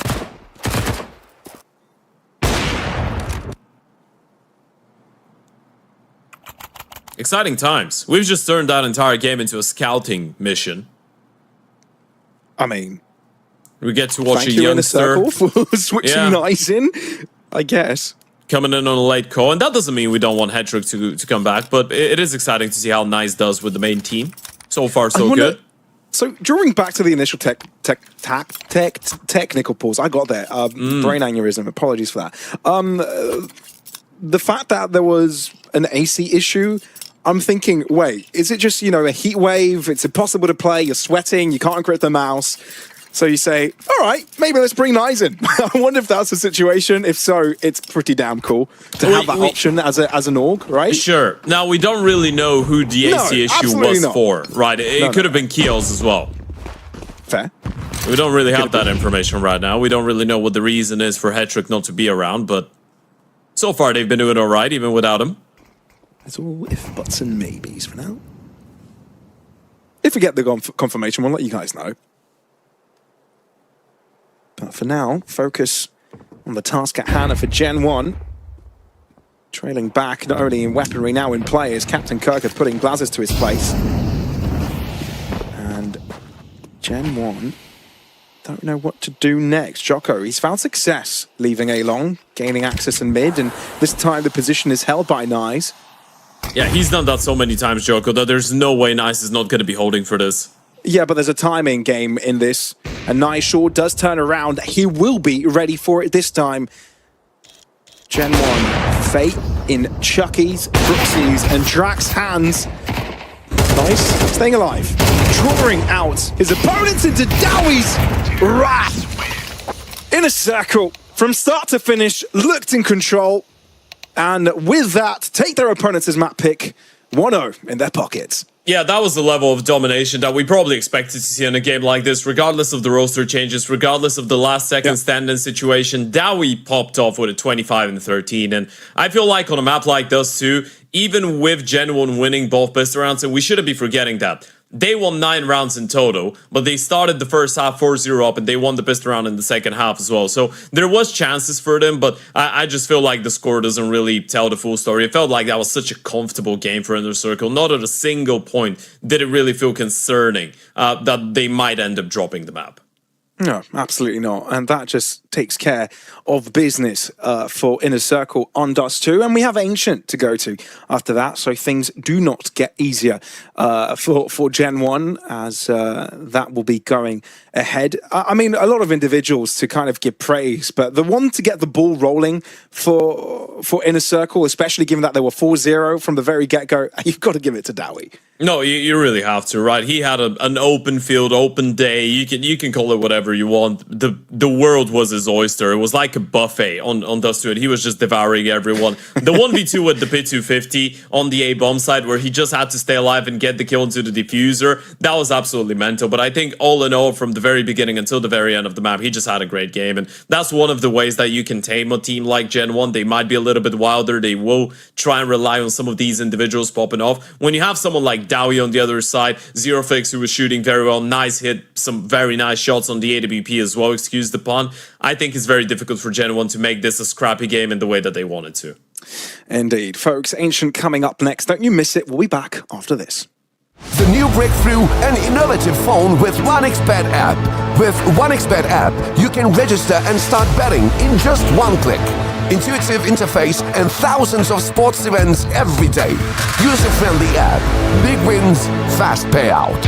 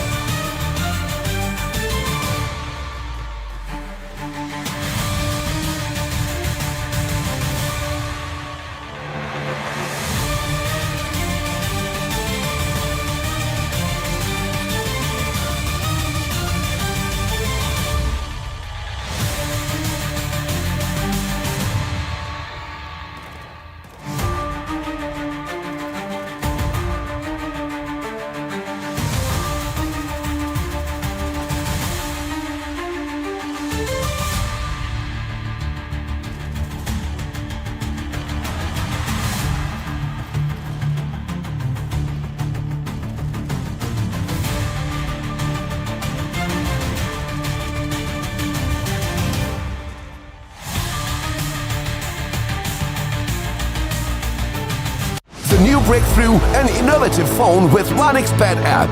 With 1xBet app, you can register and start betting in just one click. Intuitive interface and thousands of sports events every day. User-friendly app. Big wins, fast payouts.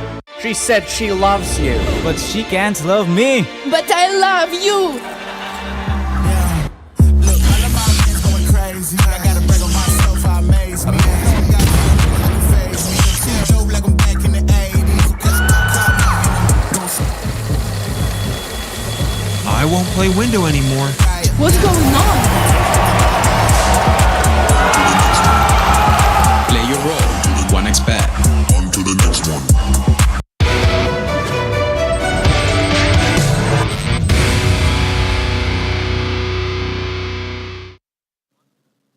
Welcome back, everybody. Time for Ancient with Gen 1 and Inner Circle currently being on that 0 and 1 second map coming in for the series. And this is to move up from the quarters to the semis here at the Res Showdown Blast Qualifier. Ted, how are you feeling about this one? So far, it's been a pretty Inner Circle show, wouldn't you say?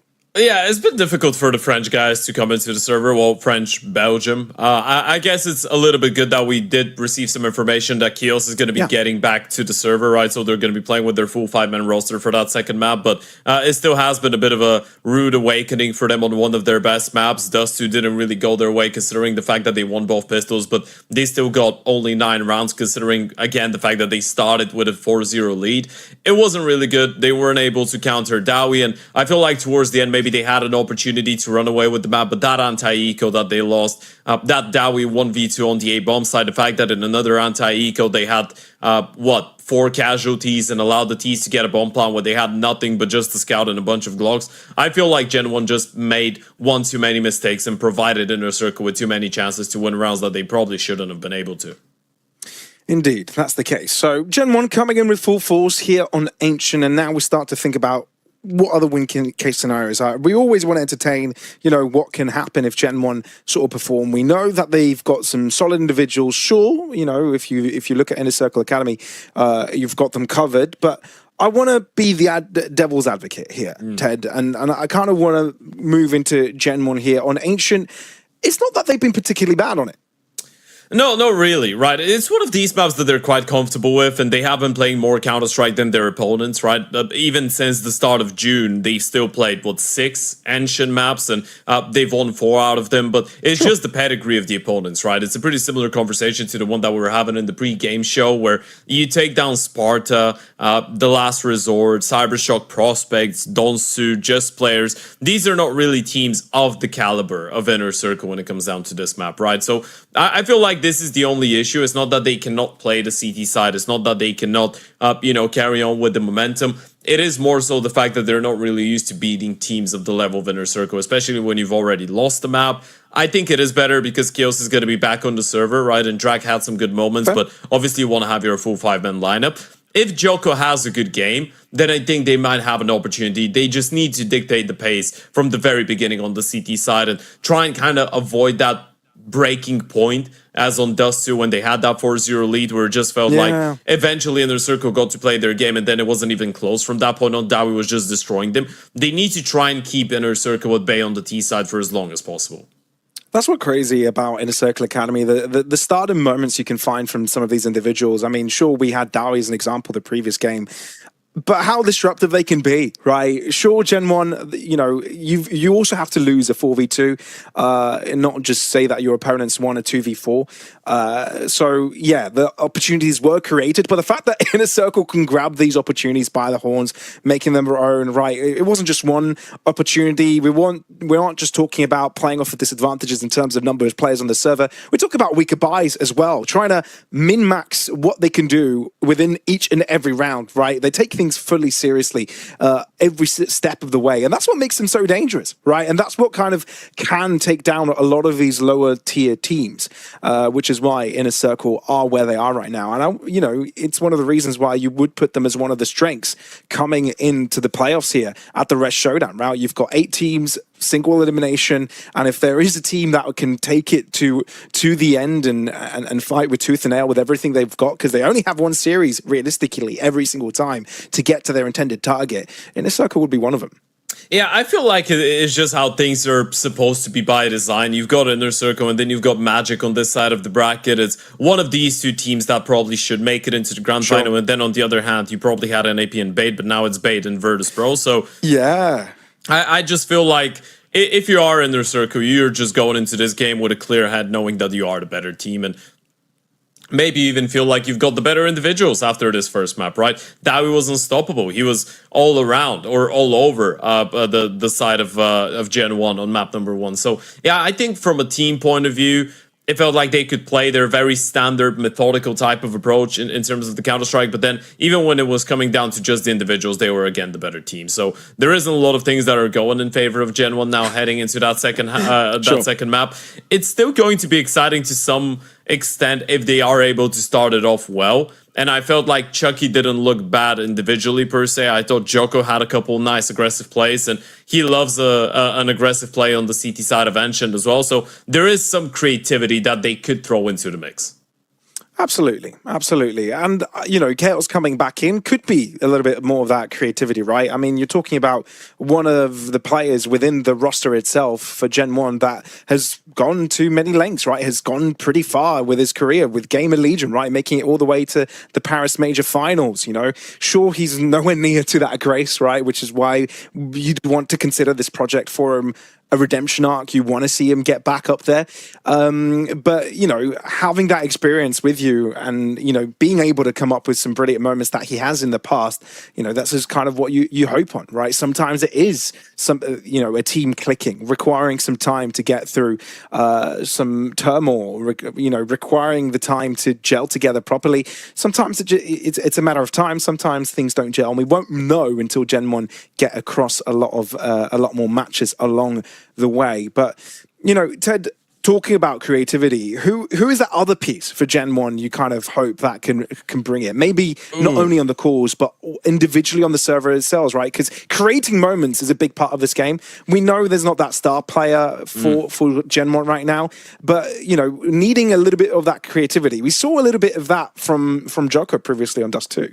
Yeah, I think one of the biggest strengths of this team is that they've distributed the roles in a way that they give a lot of freedom to a lot of different players, right? So even if you look at, for example, the last 25 maps, CT side opening attempts, you're going to notice that Brooksy is the #1 guy, right? He's on around 26% when it comes down to the opening kill attempts. But then you've got Chucky, who's on 20% with the AWP. You've got Kills, who's on 20.4% with the rifle, and then Joko's on 18.8. So Blazies is the only guy that we can just put into that support/anchor role and just not really touch him and not really speak about him at all, right? He's just doing his thing. If we're talking about initiating opening fights and creating space and making moves around the map, I feel like this is one of the stronger qualities of this Gen 1 team, is that they have a lot of players that are used to making moves, and they are kind of trying to unlock all of them and have fun and play creative Counter-Strike more often than not, right? So at times, if again the game is going well, when the individuals are feeling it and they're hitting the shots,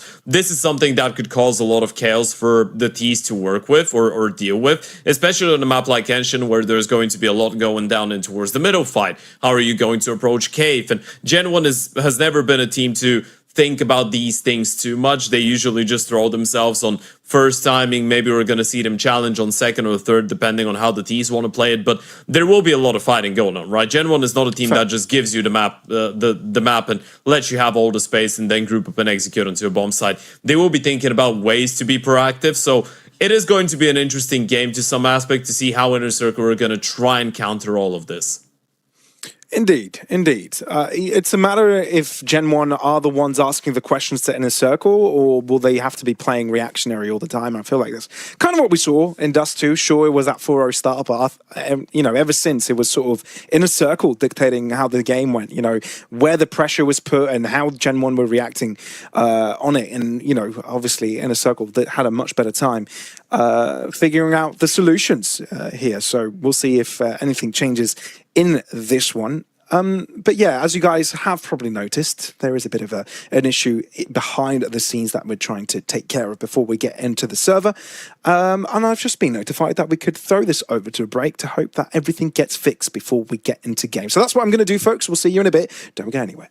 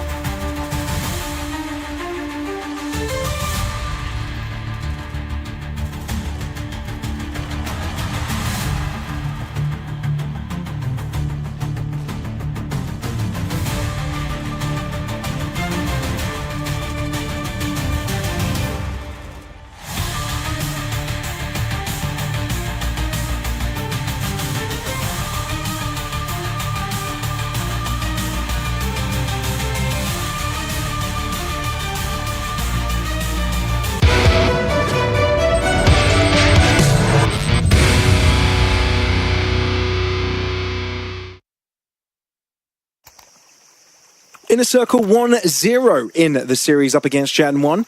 Previously, last map, we had a couple of subs jump in, and one per team. Now, both teams fielding their full roster. All right. Taking a look at the 1xBet odds.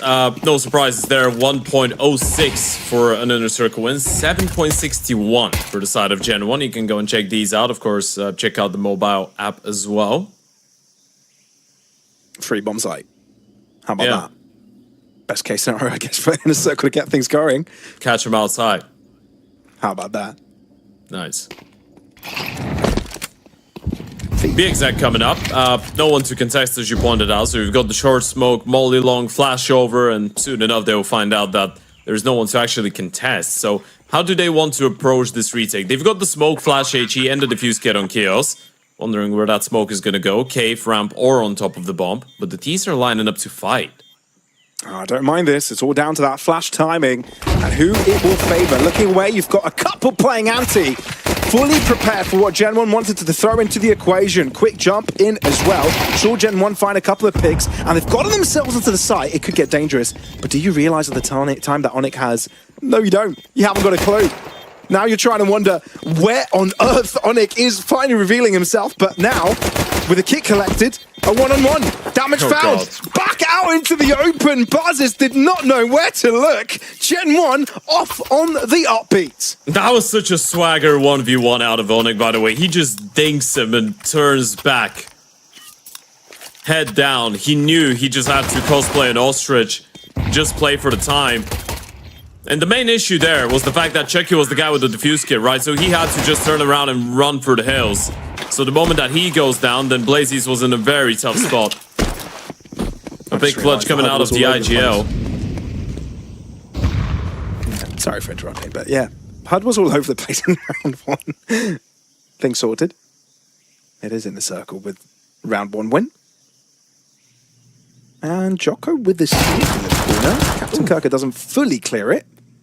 Jocko half hoping that there was a second player he could capitalize upon, but Inner Circle yet again walk into this B site with no one home. Yeah, this is back-to-back rounds like that. Thing is, they don't really know if that's a forest fire or an eco. Soon enough, they'll find out because Jocko had a 5-7. They're just gonna mold him down. Jocko, with that scavenge Galil, will be able to find one, but everybody else just getting dropped through the smoke. It's not that bad when it comes down to the damage from the CT side, considering they didn't really bring anything into the equation, but Joko's probably going to get dropped as well, so you're not holding on to the rifle. And this is going to be a 2-0 start here for Inner Circle. Now, that's going to be interesting. Back-to-back rounds, they've gone for a B pop, and back-to-back rounds for a B exec, and back-to-back rounds has been an empty bomb side. Now we're moving into the first buy. Surely they cannot go B again. Ancient is one of these maps where you can generally just hit the same bomb site 5 times in a row if it keeps on working. We've got a bit of a technical timeout. Hopefully not AC issues again. And yeah, we're not kidding, by the way. It is AC issues that we're talking about. But as you know, Europe is quite hot right now. So it's quite difficult to be playing an official game if you don't have any AC and it's 35 degrees outside. What's the temp in Bulgaria? It's actually quite decent today. Yeah. I think it's the last normal day. It was very hot. Right now it's 21 degrees outside, which is phenomenal. I'm loving it. But that's gonna stick around for the next maybe 2 or 3 days, and then it's gonna rapidly go up to 29, 30, 28. Yeah, okay. Fair enough. But 21 degrees is great. Yeah, it's the addition of 9 plus 10. No, it isn't. Is it not? 9 plus 10, Pavlos. That's 19. I said 21. I guess I'm stupid. Was there a joke in there that just flew right past me?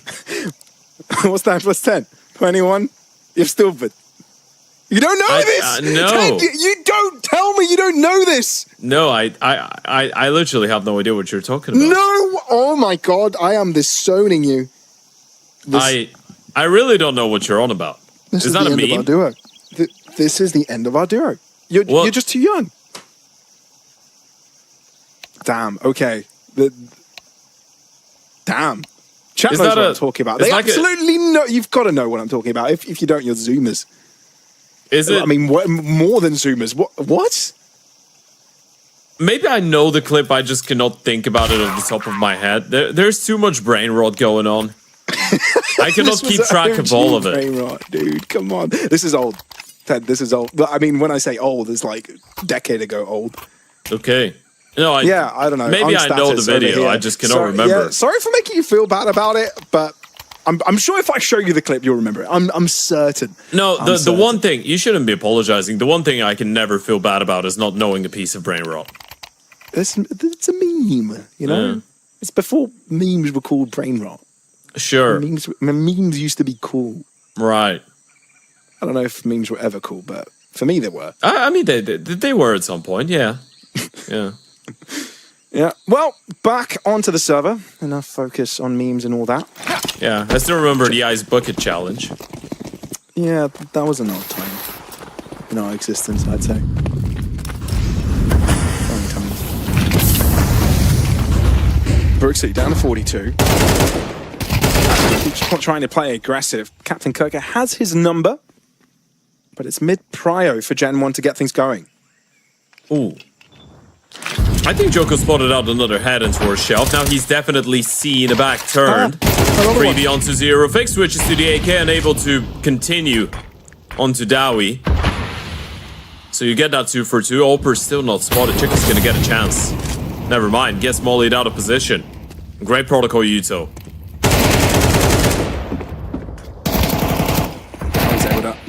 Replying kind though. Buzzers needing to do a lot by himself, but walks straight into the hands of Onyx, gets strangled to death. What a nice way to go down, and instantly Gen 1's by, falls to the wayside. Yeah, it is just nameplate Counter-Strike. You shut down the Oprah, you kill the cave player, you know the B anchor is still alive, so you're going to be spamming these smokes, especially the moment that the cave players just go out onto the bomb site and they don't see him. For Onyx, it was so clear. He must have been somewhere inside of that smoke, so he was just on high alert.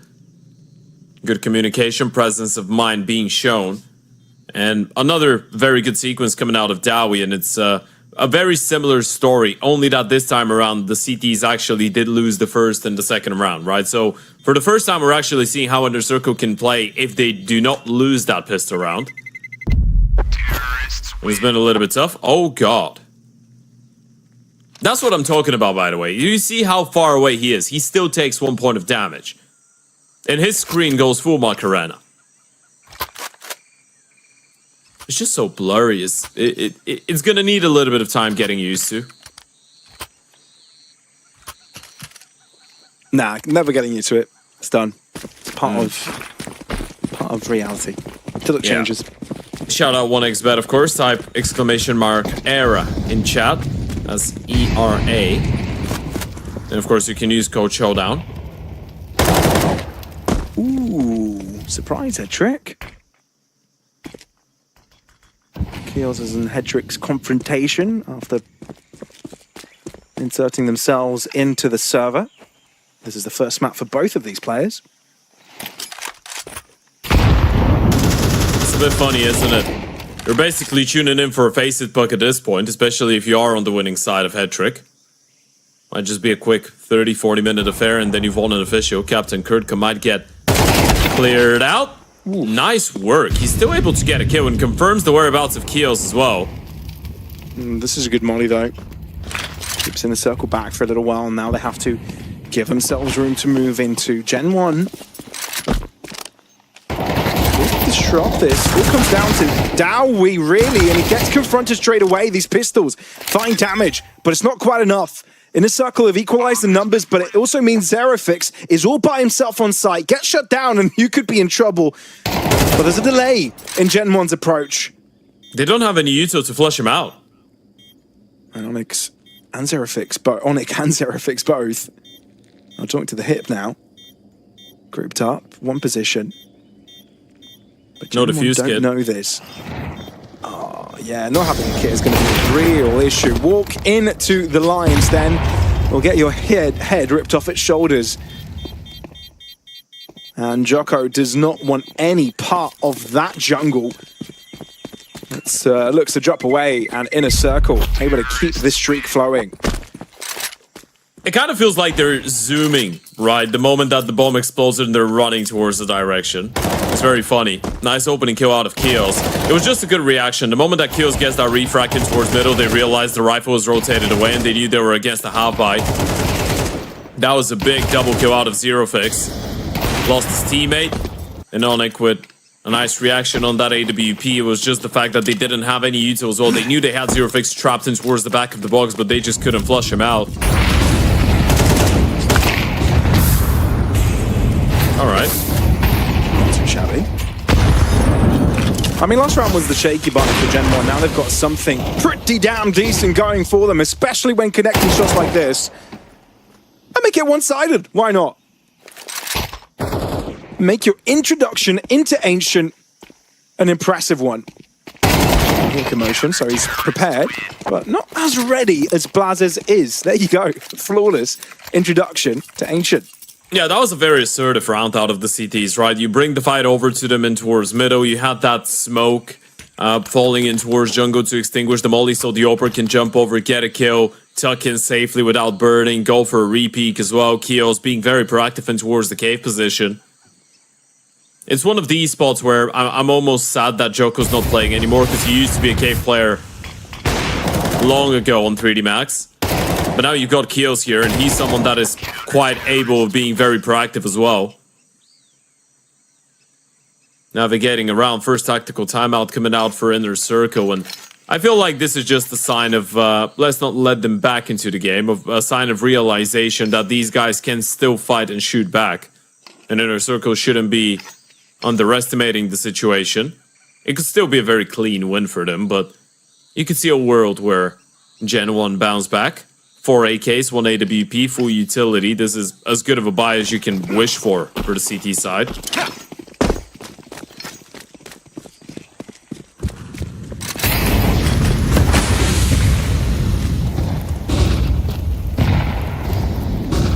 But this time around, Gen 1 not really putting too much effort into mid. Instead, want to overwhelm the B main exit. It's a good double push in towards the ramp, because Keels is getting a lot of information right now. That's why you see the double A setup and Joko rotating back towards red. This is a very good play. Brooksy needs to make sure he doesn't go down prematurely. That's a good move. He spotted out in the E and vacates the premise, allowing Chucky to walk into an angle to deal with the incoming T's. Quickly shut down, and as well with the backline being infiltrated, Inner Circle locked in. Captain Kirker, by brute force, needs to find a solution here. He's going to hope that Onyx can join in on time. That doesn't quite happen, and MD7 doesn't feel like the right weapon for the job. Gen 1, double up. Yeah, it was a little bit terrifying for a second there with Brooksy's position, but he's able to fall back, allow the AWP to get the first kill from Tempo, and then deploy the smoke. And you kind of saw it from Inner Circle. It was a very desperate play to try and chase him down, get the kill, open up an avenue into the bomb side. But the moment that he wins the fight against the first player, then the round was basically done. So they have come back into that CT side Gen 1. A very similar story to how things started on Dust 2, just roles reversed. A 4-0 lead for one of the teams, and then the other one, the moment that they get their guns out, start picking up around slowly but surely. 5 clocks. We've seen a lot of craziness. How much can 5 clocks do? Not much. Not much. Not a lot. Just a scratch here or there. Maybe a nick. That's all there is to it. Hey, Gen 1 keep this going. This is going to be very similar to what we saw on Dust 2. Maybe roles reversed this time around as it was Gen 1 leading the charge 4-0 from the very beginning. Now, looking like a different ordeal. Whether they are able to keep the ball rolling like Inner Circle did on the first half and get 8 consecutive is a different question. But this is as good as a start as any. I'm wondering if they want to just group up and hit a bomb side a little bit quicker, not allow the CTs to go for these mid-round aggressive moves here, the T's. They've let go of middle, trading it for lane control though. And this time, keeping Keels at bay. Captain Kurtko already taking that A main position as well. I wonder if he explores even further. Sure, Brooks is nearby, but if he realizes how weak that A site is, calling Inner Circle to join him on the A efforts isn't too bad of a call. It is screaming, let's push them away from cave, fake a B exec, and then rotate in towards A last second with how dedicated of a position Captain Kirk is working with. Now, he could just walk away and move in towards elbow to cut off rotations, but if he's staying in that angle, then that might make you feel like this is going to be an A finish from the T side. Fair enough. Brooksy about to leave. Rejoining the defensive mid. No, actually sticking by A, which leaves the B site defended by 2. Now only 1 left on defensive duties. It's Chucky taking the aggressive route, but Hetrick all too wary. All too aware. And 2 kills to boot. Captain Kirk catching Joko as he destabilizes his position. Brooksy left by himself, walking through a smoke, trying to take desperate measures into his own hands, but that's Inner Circle regaining traction. That's such a godlike sequence out of Hetrick as well. The fact that he's able to win that fight against the AWP, it was a shift peak as well out of the Oper, but look at a double kill out of Hetrick. The second shot is so nasty, and Captain Kirk was so patient. I think they wanted to go back, but then it just worked out so well. Hetrick was able to get a 3rd kill, so you're like, well, we've got an empty bomb site, why call it back? We've won the round at this point.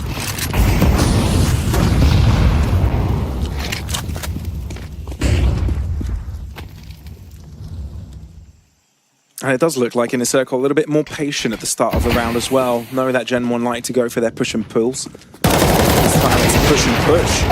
And Inner Circle ready for it. Smoke settles, double kill for Inner Circle. Brooksy is able to keep himself in the flow, but look at those HP bars. They're looking quite bleak. And Blazes will try and take his team on his back. Won't be happening. Inner Circle fully under control. They're just brute forcing their way through some of these rounds at this point.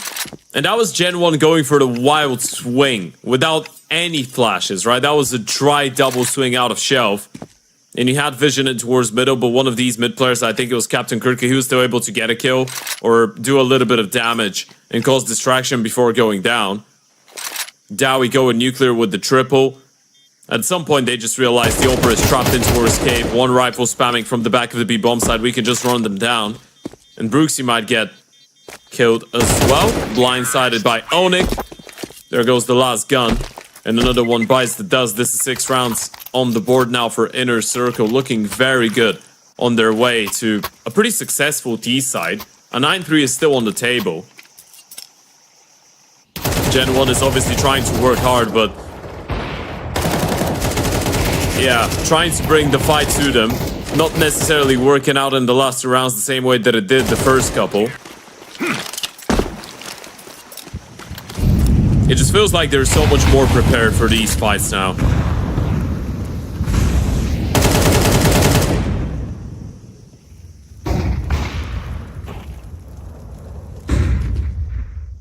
Pow.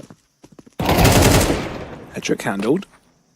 Doesn't take long for Inner Circle to answer back with a play of their own. Not sure if Chaos had any business playing aggressively there, especially after the pick. Maybe wanted to disrupt a little further. Movement hurt from Blazes, and there's this quite a lot. Going along. It's Gen 1. They vacated A. They're looking to overwhelm the B side defense. I wonder if that's the right call. Look at where the bomb is posturing. At this point, you need to start making stacks, right? You need to go for that type of a play. And the 4v4 is very uncomfortable, but Inner Circle reading into the situation very well. Just moving away, walking in towards the A bomb side. Joko's been left alone, and he's down to 22 HP. There isn't a lot that he can do about this.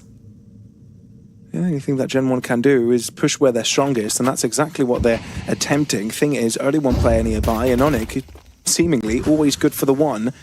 He's going to toy with him a little longer. That Molly's going to get him out of position, but this is where Inner Circle are going to keep on pushing on. He gets 2! What? He kills both of them! 28 seconds. At least something is done on the other end. Brooksy finds 1, which makes the attack from Inner Circle weaker.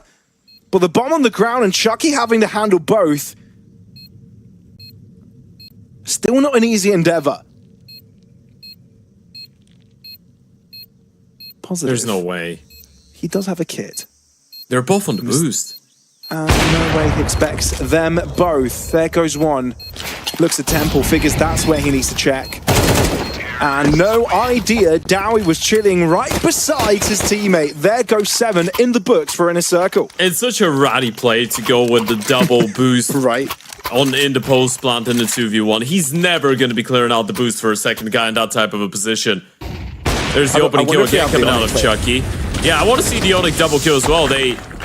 What? Wait, what? Can we see that again? Production, can we have that one row again? Okay, there's the first. Did He killed him right? What? Did he? Midway through death animation. On our screen, it doesn't really feel like he shot a bullet. There's no way. It doesn't look like he fired a bullet. Obviously he did because he got the kill, but this is insane.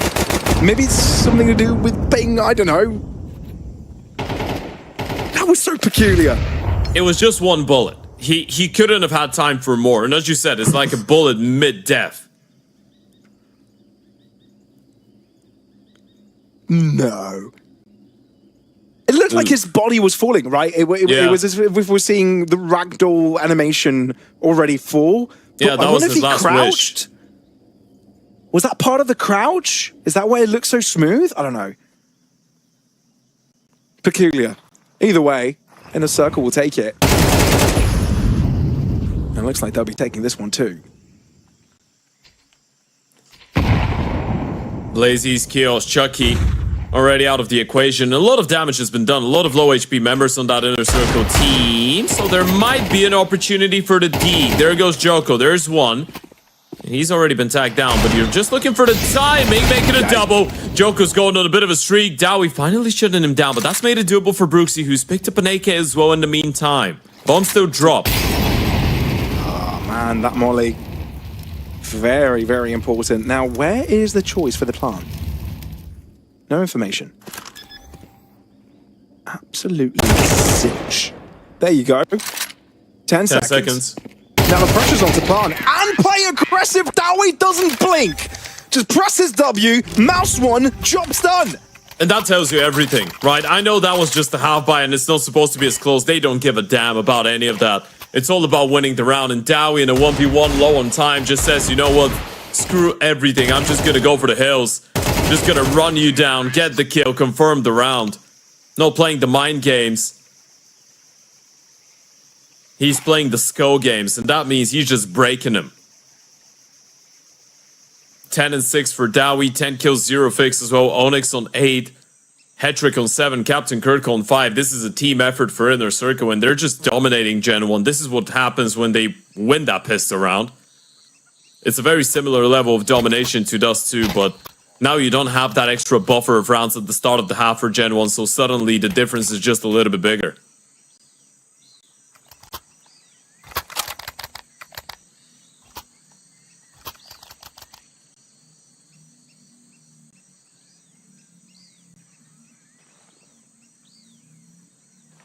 I wouldn't like to be in Gen 1's shoes right now. Oh, you sent me the 9 plus 10, 21. Yeah, I know this. Yeah, I did. I did. I remember you know the this, kid right? now. Yeah. Now I remember the kid. You've restored my faith.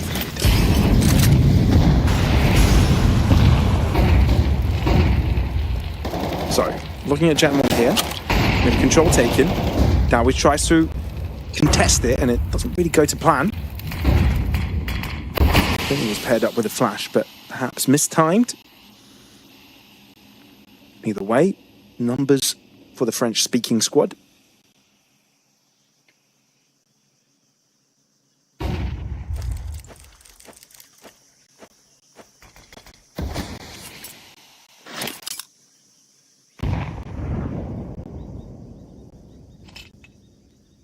Slow on the timer in a circle. Haven't really gained too much. Head trick. Smart to play the pixel corner. But Brooksy holding the line here has made Gen 1's endeavors simpler. I'm looking at utility and just a couple of smokes available, but Captain Kirk crossing through the middle of the map, splitting it in two, handling Brooksy on the back line. It's bought space for Inner Circle to maneuver into. Yeah, he's even tagged down Brooksy to 11 HP, right? If he gets that second kill, that would have been criminal. But he still made this such a winnable situation for 0 fix and head trick. Molly forcing Hetrick out to the open, but barely any damage taken through the process. Thankfully for him, doesn't really need to take into account the back line. Can't think of that right now. Looks to take his position more safely. Lands his first shot. Xerifix does the same thing as well. Jocko revealed, and Inner Circle are able to close this one out. More dominant than the last. 9-3 is the score at halftime.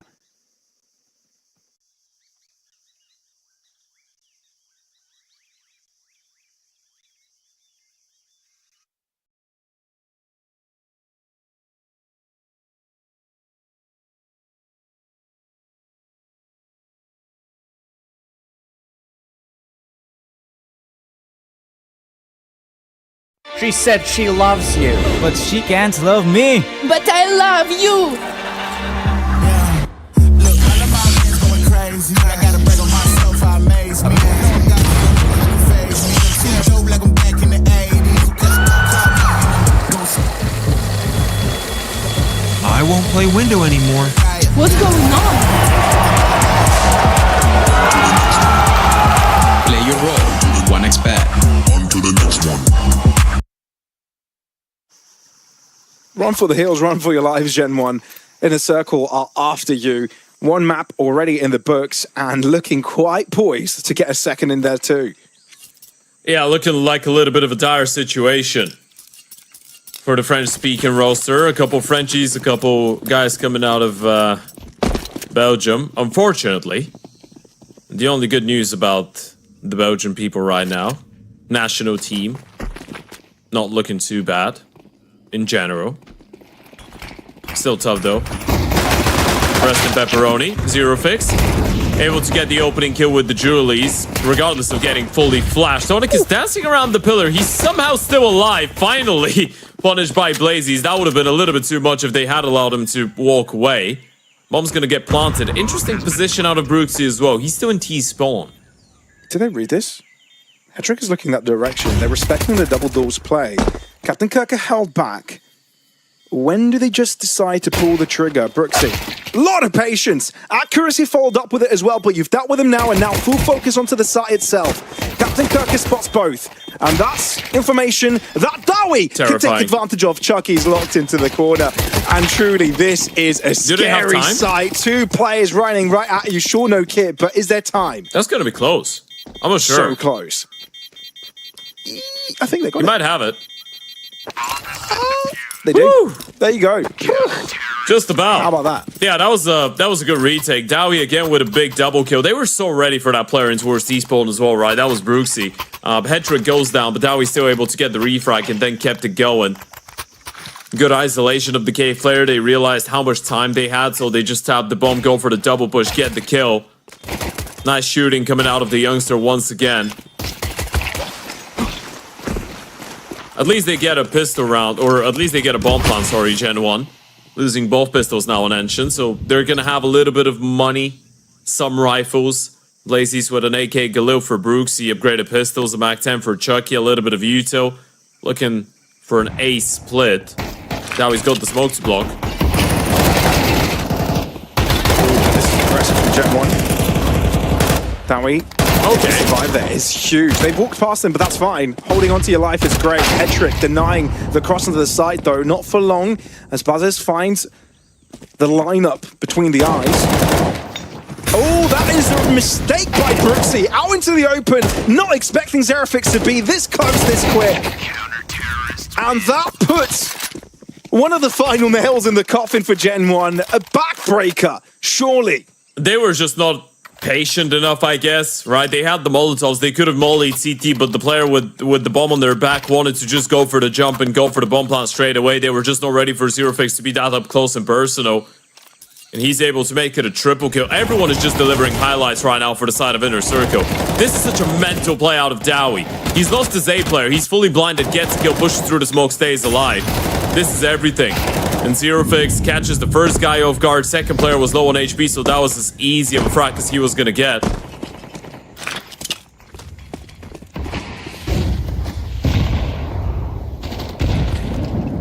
Well,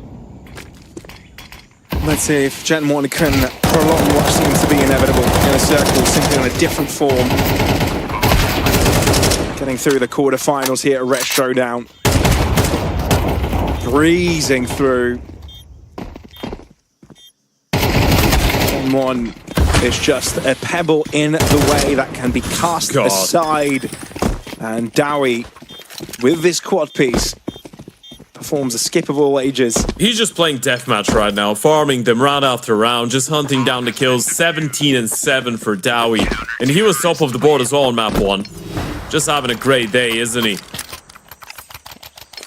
Playing with so much confidence. It's just a very tough day for Gen 1. It really has been. And even the few chances that they've had, they've not been able to take advantage of.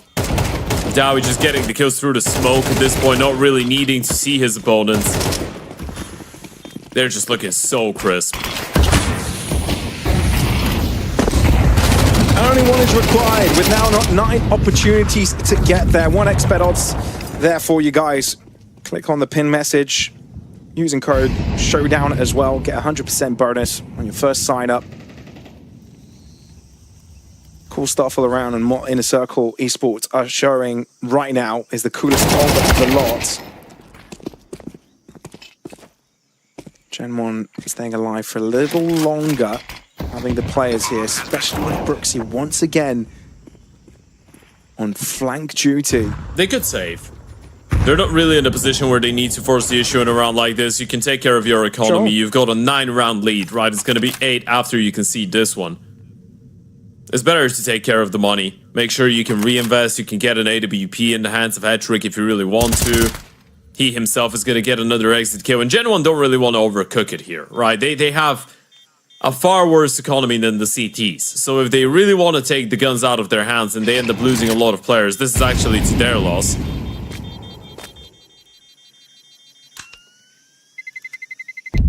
Terrorists win. Yep. Not used to it yet. No. It's such you know what it reminds me of? It's such a deaf sound explosion as well. Yeah, it's more like an atomic bomb, right? You don't know what's coming. You know, the blast goes through walls. Feels a bit surreal. Something from a Fallout video game, not Counter-Strike. Maybe. Teasing Half-Life 3. Yeah, don't even start the conversation.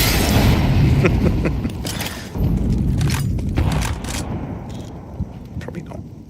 Nice opening. Now he's out. Felt Red Room smoke as well, but Hetrick's still here, and that's going to be a straight-up headshot right through the skull of Kios. Captain Kirk in a great position. Maybe this is where it all ends. Switched it up. Ooh, maybe not. Chucky's able to handle Captain Kirk with relative ease. Brought things to a 3v3. Now Hetrick's going to get challenged. Is it the right location? On it. Shut down. Hetrick's good for this. Repeak not working. And Zerafix now on a 1v2. Have you got it in you, lad? He's going to get 1v1 against Blazes. All timing.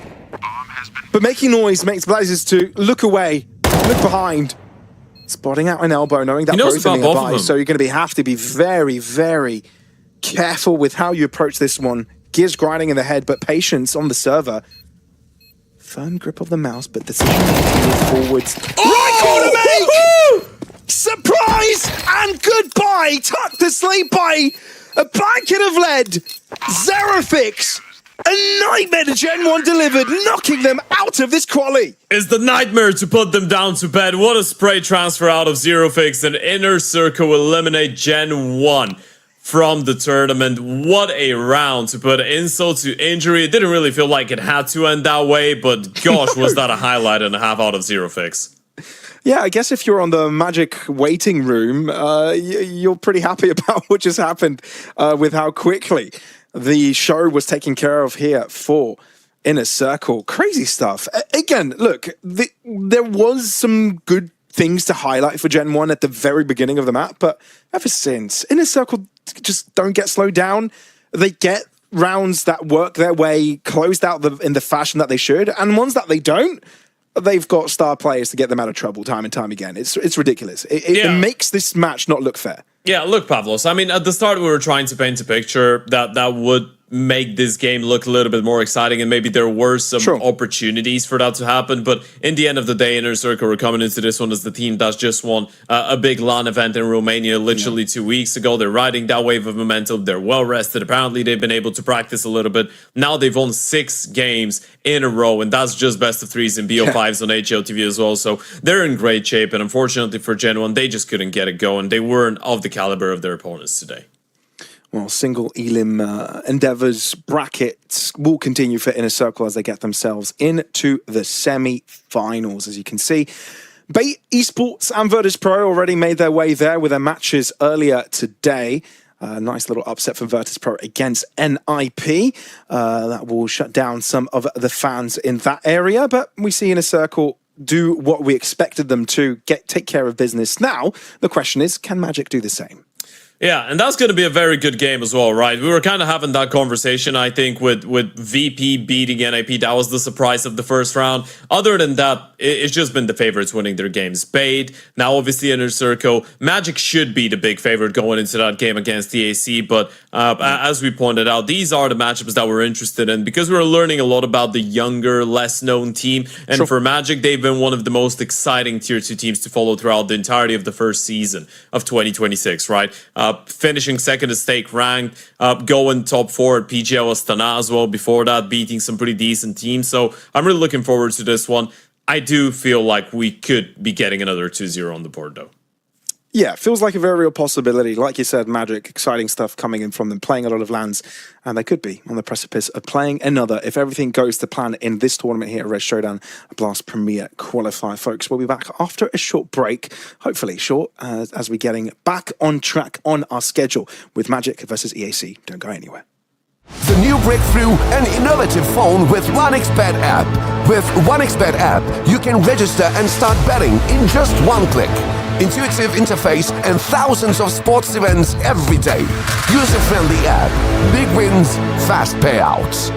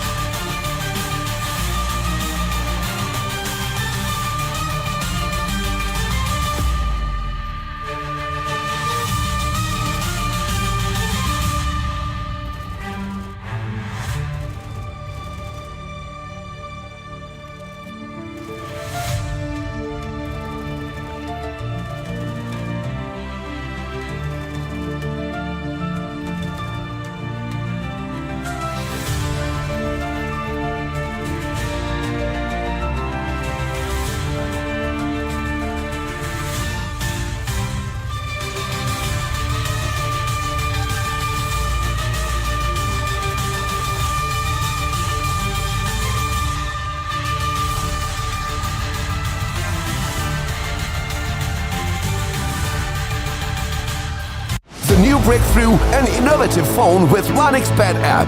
With 1xBet app, you can register and start betting in just one click. Intuitive interface and thousands of sports events every day. User-friendly app. Big wins, fast payouts. She said she loves you, but she can't love me. But I love you. Yeah. Look, all of my men's going crazy. I gotta brag on myself, I amaze me. Some guys can phase me. See Joe like I'm back in the 80s. I won't play window anymore. What's going on?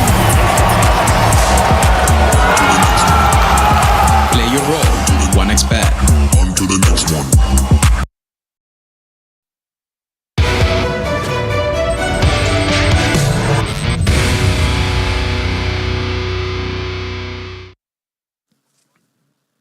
Hello, everybody. Welcome back to Red Showdown, a Blast Premier Open Qualifier.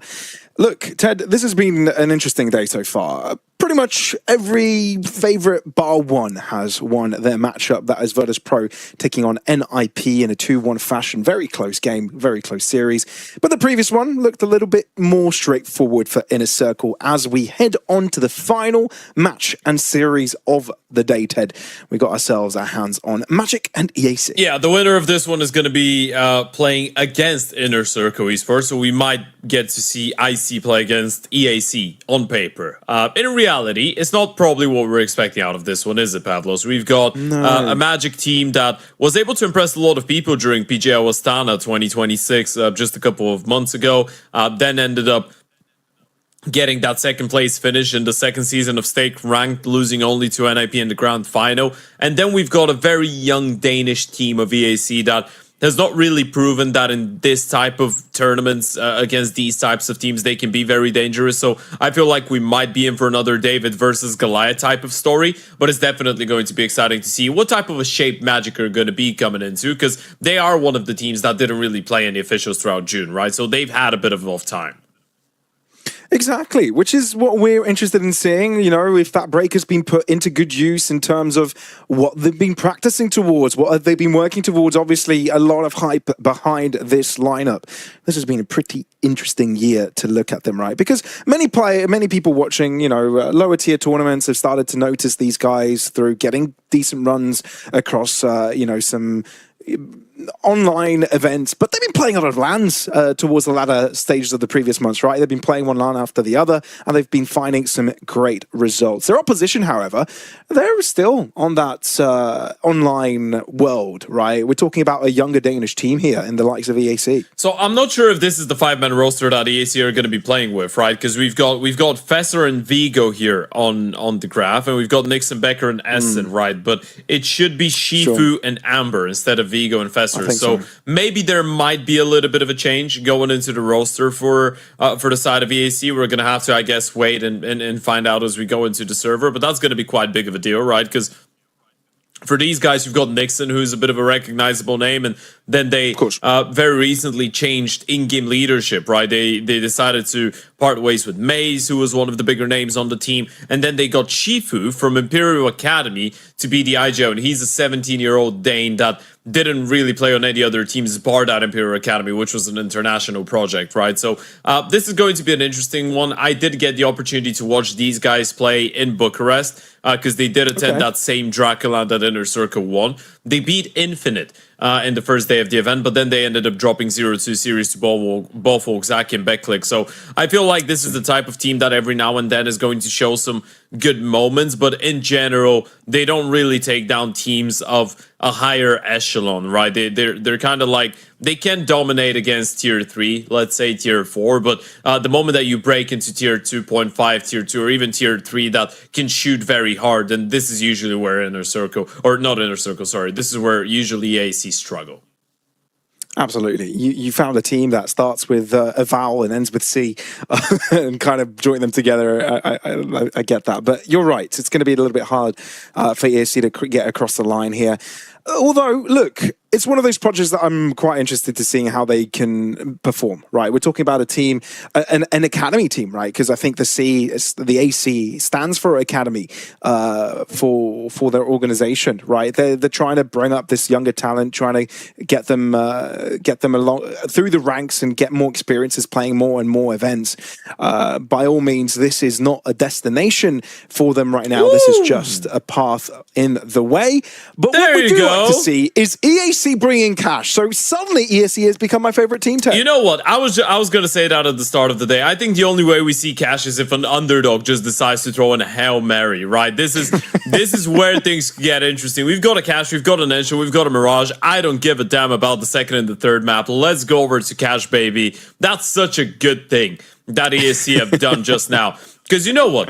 I'm going to be brutally honest. They are screwed when it comes down to the veto, right? Because they either need to play Inferno or a Dust 2 or a Mirage or a map that Magic love and EAC are not just, are not, I don't want to say they're not great on. Yeah, maybe that's a nice way of putting it. So going in with a bit of a Hail Mary when you don't really have a comfortable pick that you can punish them on, I guess you could have gone for either Nuke or Anubis, whichever one Magic removes, you go and pick the other one. This is probably what Magic anticipated. EAC have just decided to throw in a bit of a curveball and go for the cash, saying we don't really care. Eyes or hands in the air. We're just here to have a little bit of fun. And I'm loving it, man. I'm on board with this. I'm really looking forward to seeing if they can actually surprise. I mean, I know we're all here for the competition. I know we're here for the event and seeing how these two teams end up doing in this tournament. But man, Cash is one of those maps that I have got the fondest memories in gaming ever. Yeah, I'm really looking forward to this one being brought back into the pool when we get to see it in action here. And you're right, it's a curveball. Things don't look bright, and it's hard to have a good veto up against Magic, right? We're looking at a team that plays a lot of everything and is decent at most maps. So, and playing with teams of a different caliber as well on those maps, right? We're talking about, sure, you may have a good rating on some end with ESC. You look at, maps like Mirage, perhaps, where you've got a 50% win rate. But, you contrast it with the teams that you've been playing, the type of teams and the quality of players you play up against on maps like this. And then you look at Magic and see the organizations they have been facing up against in the tournaments that they have. It's a completely different story. So, yeah, it is going to be a difficult match for EAC. Now, I myself haven't really watched any games from them. Sure, like you said, familiar names, the likes of Nixon. We've seen that person perform before. But is there any hope we can put on their end here? Who would you like to shine a spotlight on to head into this? Even if it's not for them to perform, but someone to look out for. Sure. There's always a couple of people on a team that could align the stars for the lineup if they're having a good day on the server. Nixon is obviously going to be one of the main people. I feel like Amber and Becker are going to be the other two guys that I'm looking at. Amber, because a lot of people looking at these 5 players are probably going to just automatically think Nixon is going to be the main star of the team. And as much as he is the best performer number-wise, Amber is the guy that's taken a lot of the star spots on CT sides, and he's going in first on the T sides most of the time. So he's the aggressive element on the team. And then you've got Becker, who's the opener. And I actually think Becker's all right. I've seen him play a couple of times on teams like AB, like Preezy before that, like Daystar and Molo dating back to 2024. I wouldn't say we're talking about crazy level because he's not that young anymore and he's 21. But I feel like for the amount of experience Becker's got, he's got some very good maps and very good things to show, especially when it comes down to the CT side. So, yeah, if they get the ball rolling and maybe if the momentum's in their favor, there might be something in there. Also, there is an interesting conversation to be had about Cash as well, right? Which is, I feel like Cash early on has all the tools needed to be a T-sided map.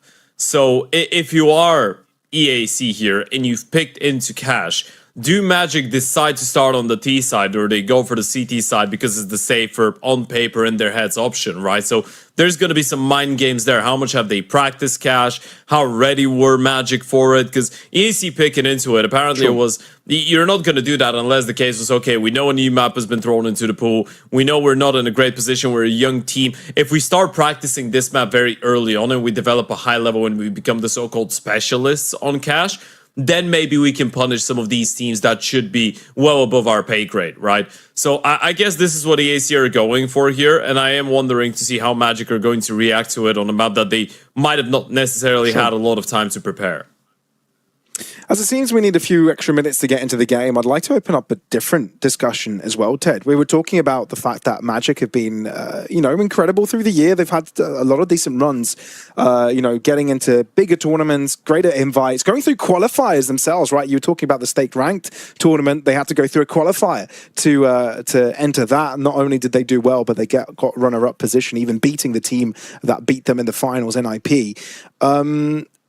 What's the goal for these guys? Obviously, you know, get into the major, play big and better events, but what do you want to see from them, right? What is something that you think could get them to that next level, Ted? I feel like that'd be a good topic to get through here. I think it's just consistently playing LAN events and playing against better teams, because this is where you learn, right? We know they have the personnel, they have the firepower to win against a lot of these teams. So I think for them it's very important to kind of get into that group of, we're not a top 10 team, but we're let's say a top 15, between the 15th and the 25th spot, which they are number 24 in the VRS right now. But this is the type of team that just needs to make the next major on the back of the VRS points that they have right now. And they're not doing badly on that course, right? They're in a pretty decent spot. But I think for them, the most important thing is to just keep playing as many LAN events as possible, right? Just keep playing as much against the top teams. You've got so many talented pieces.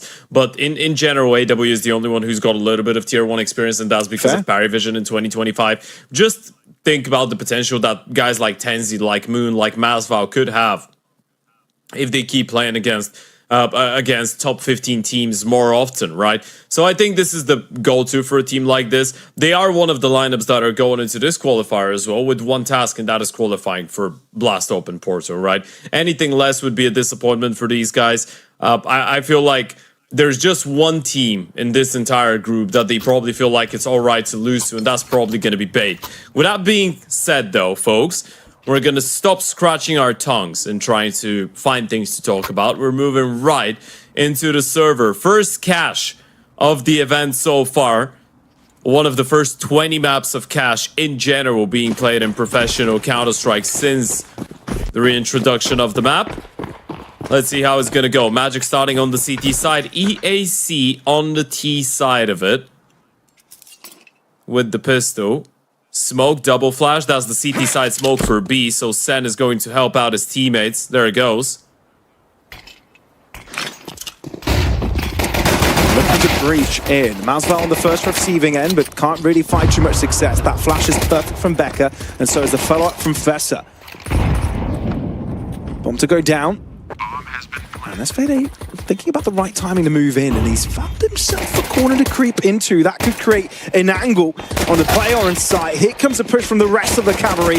And while SV8 falls, the rest look for damage. Still though, Moon left by himself. ESC have done a great job to put players in all sorts of positions. Difficult to defuse. No kit, so you have to be quick about this, Moon. Realizes this, no hope, no chance. This one is taken by the Young Danes. Yeah, didn't even tap the bomb, Moon. He just knew he had no time to get that defuse. I wonder if he's going to be safe where he's at right now. You have that little bar on your health as well that shows you exactly how much damage the bomb is going to take away. And he is safe.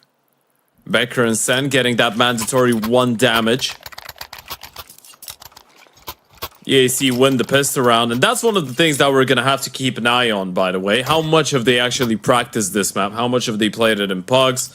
Some of the meta utility, well, I say meta utility, some of the initial utility that people have come up with. One of these smokes is exactly the one that you're throwing right in front of the A main entrance that falls in towards CT spawn on B. And also, Fessor and Vigo are indeed on the server, so we don't have Amber.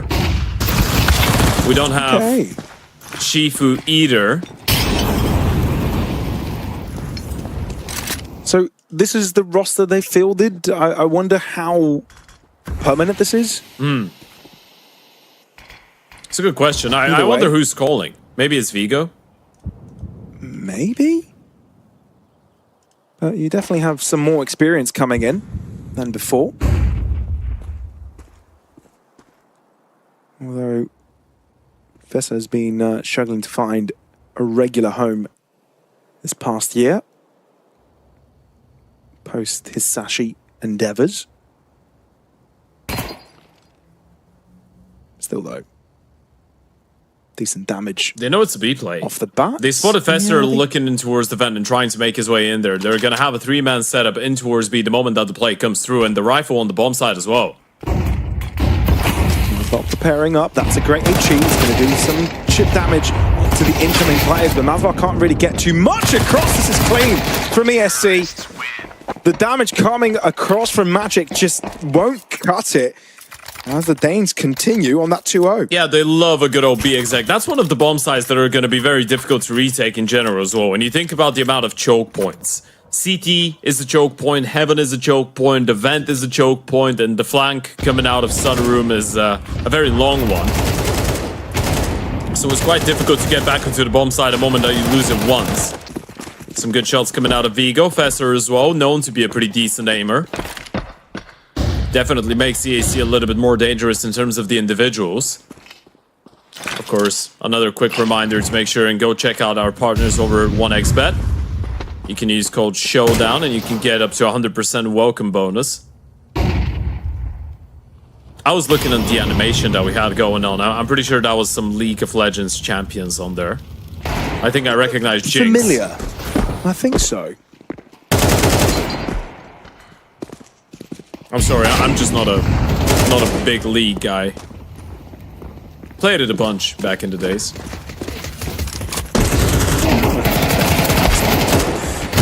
But looking at this one, smooth sailing for EAC. Sure, they lose a couple of players and damage inflicted onto Vigo, but he doesn't shy away from the fight. Contrary, plays quite aggressive.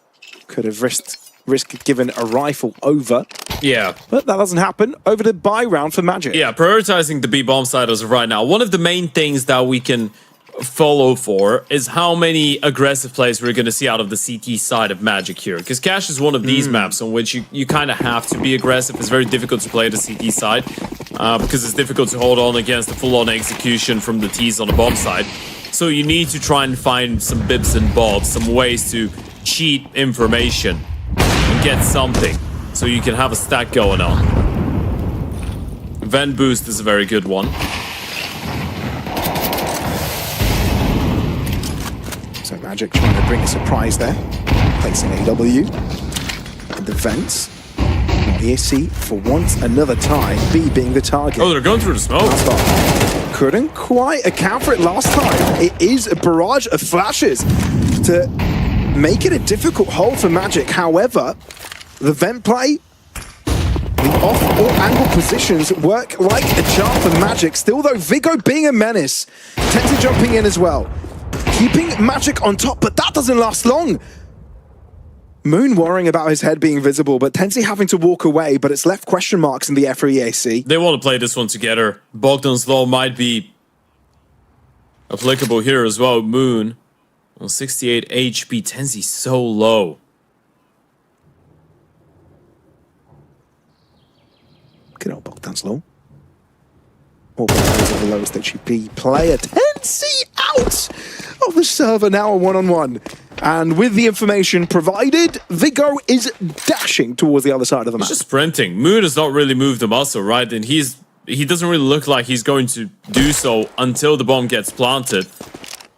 Vigo knows that he's killed the guy that was in towards the vent. Moon has just now moved a little bit more to the back, so he's going to have a quicker rotation back. But he has... Oh no, now he's picked up a defuse kit. And he's got a full belt of Uto as well. Smoke, incendiary, flash. Vigo's gone around the world. Smoke on the bomb. Moon can just try and stick it. Has he heard him? Oh, this is interesting. I think he might have heard him on the stairs. Yeah, he has. Oh dear. So the movement backfires. Incendiary as well, keeping Vigo further back. Smoke on the bomb. Spray, and there's no way you can correct that spray on time. Very smartly played by Moon, but it all got given away by footsteps. Yeah, it's just the one step on the stairs, right? It's the fact that Moon was coming in from Speedway and not from the car. If it was the car, he wouldn't have heard him. But the fact that he's on the Speedway means that this is all audible. And he's got the util. This is the key thing. Lovely flashes, by the way, coming out of EAC as well. Mazva was blind as a bat towards the back of the bomb site for around 5 seconds. Good work coming out of the CTs to fight back, though. Nice attempt out of Vigo, but it's just the smoke on the bomb. Incendiary towards Mini. Flash, tap the bomb. He had to go for the spam. Having main damage over on Test Fade 8, but it's Manzal to get first blood. Exchanges in mid for now. And Ted just waiting for those moments, like you said. Aggression from that CT side could be coming through from anywhere.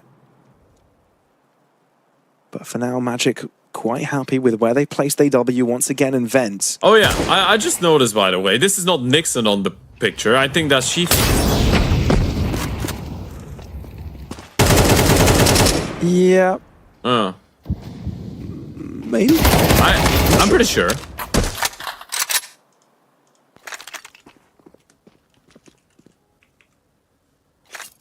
They do have a similar haircut, similar hairstyle, but different faces. We're going by the by the line that all Danes seem to look the same. Doesn't, it's not true. There's the twists util.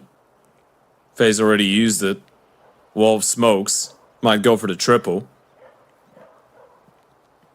S-Faded is going to move up close and personal. He's playing down on Shroud. Spots out the bomb, loses the fight. That's the thing, right? Not boosted on Shroud means that you will get you will be spotted if someone is playing close by. That HG and that HG help in the matter. Look at AW. And no one's got a clue, no one's looking, which means a spray down would be possible, but the railing is his natural enemy. Masval, this is doable, especially with the low HP bars. But it's all down to when you catch them off guard. Smoke not looking. Masval is going to get caught. Never mind. Oda reverse card slapped in Fess's face. And a 1v1 now required. Sen. No, he's going to a direction, but does he check the right time? He does not. Instead, it's Masval to win on that 1v2. Quad piece overall, and Magic back on the score sheet. It felt like the stars were aligning. The moment that AW gets stopped from the railing, as you said, it was just the bullets were hitting the metal right in front of him. He couldn't find a connection. Felt like it should have been enough. There's the replay. He should have had that second kill as well, but Essen is able to punish. Lovely reaction coming out of Masval. Look at how quick he was, and the intelligence in that 1v1 as well made the player towards the back of Quad look very anxious. Magic already picking up 2 on the board, now with a great opportunity to make it 3 in a row. And as of right now, EAC are showing that they are using all the util that has been discovered. I wonder if we're going to see anything creative, something new. CTs are fighting for sun room control. They've thrown that deep smoke in towards the left-hand side of Useless. That's interesting.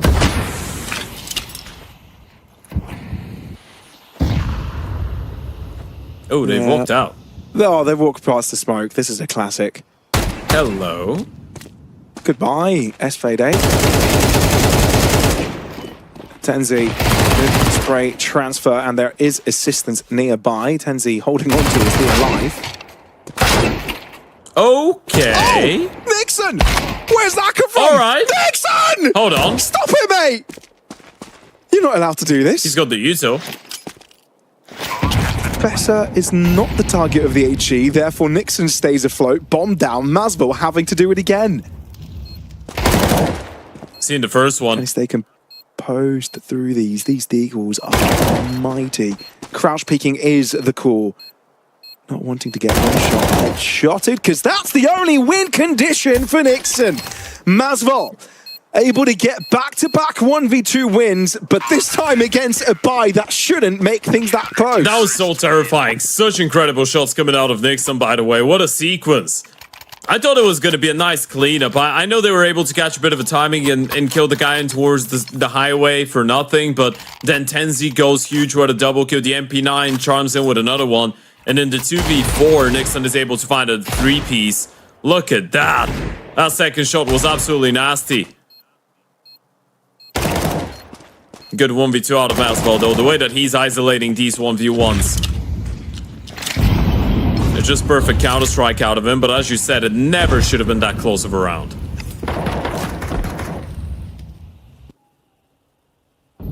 Another A play. I'll tell you what, though. PSC want to see if they can make this site work for them. B was the most successful target of the lot. Magic's team well prepared for this though, 3 players strong.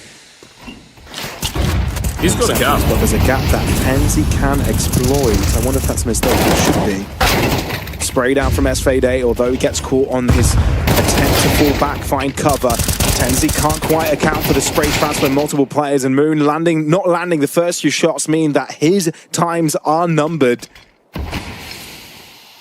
And Masvel once again into the hot seat. This time it's just a little bit spicier. 3 players to deal with and 1 already hiding out on truck. Doesn't help out this endeavor. Surely he's just Would not be saving, surprised. Yeah, the white flag has definitely been waved. right? I think he's already thinking about it.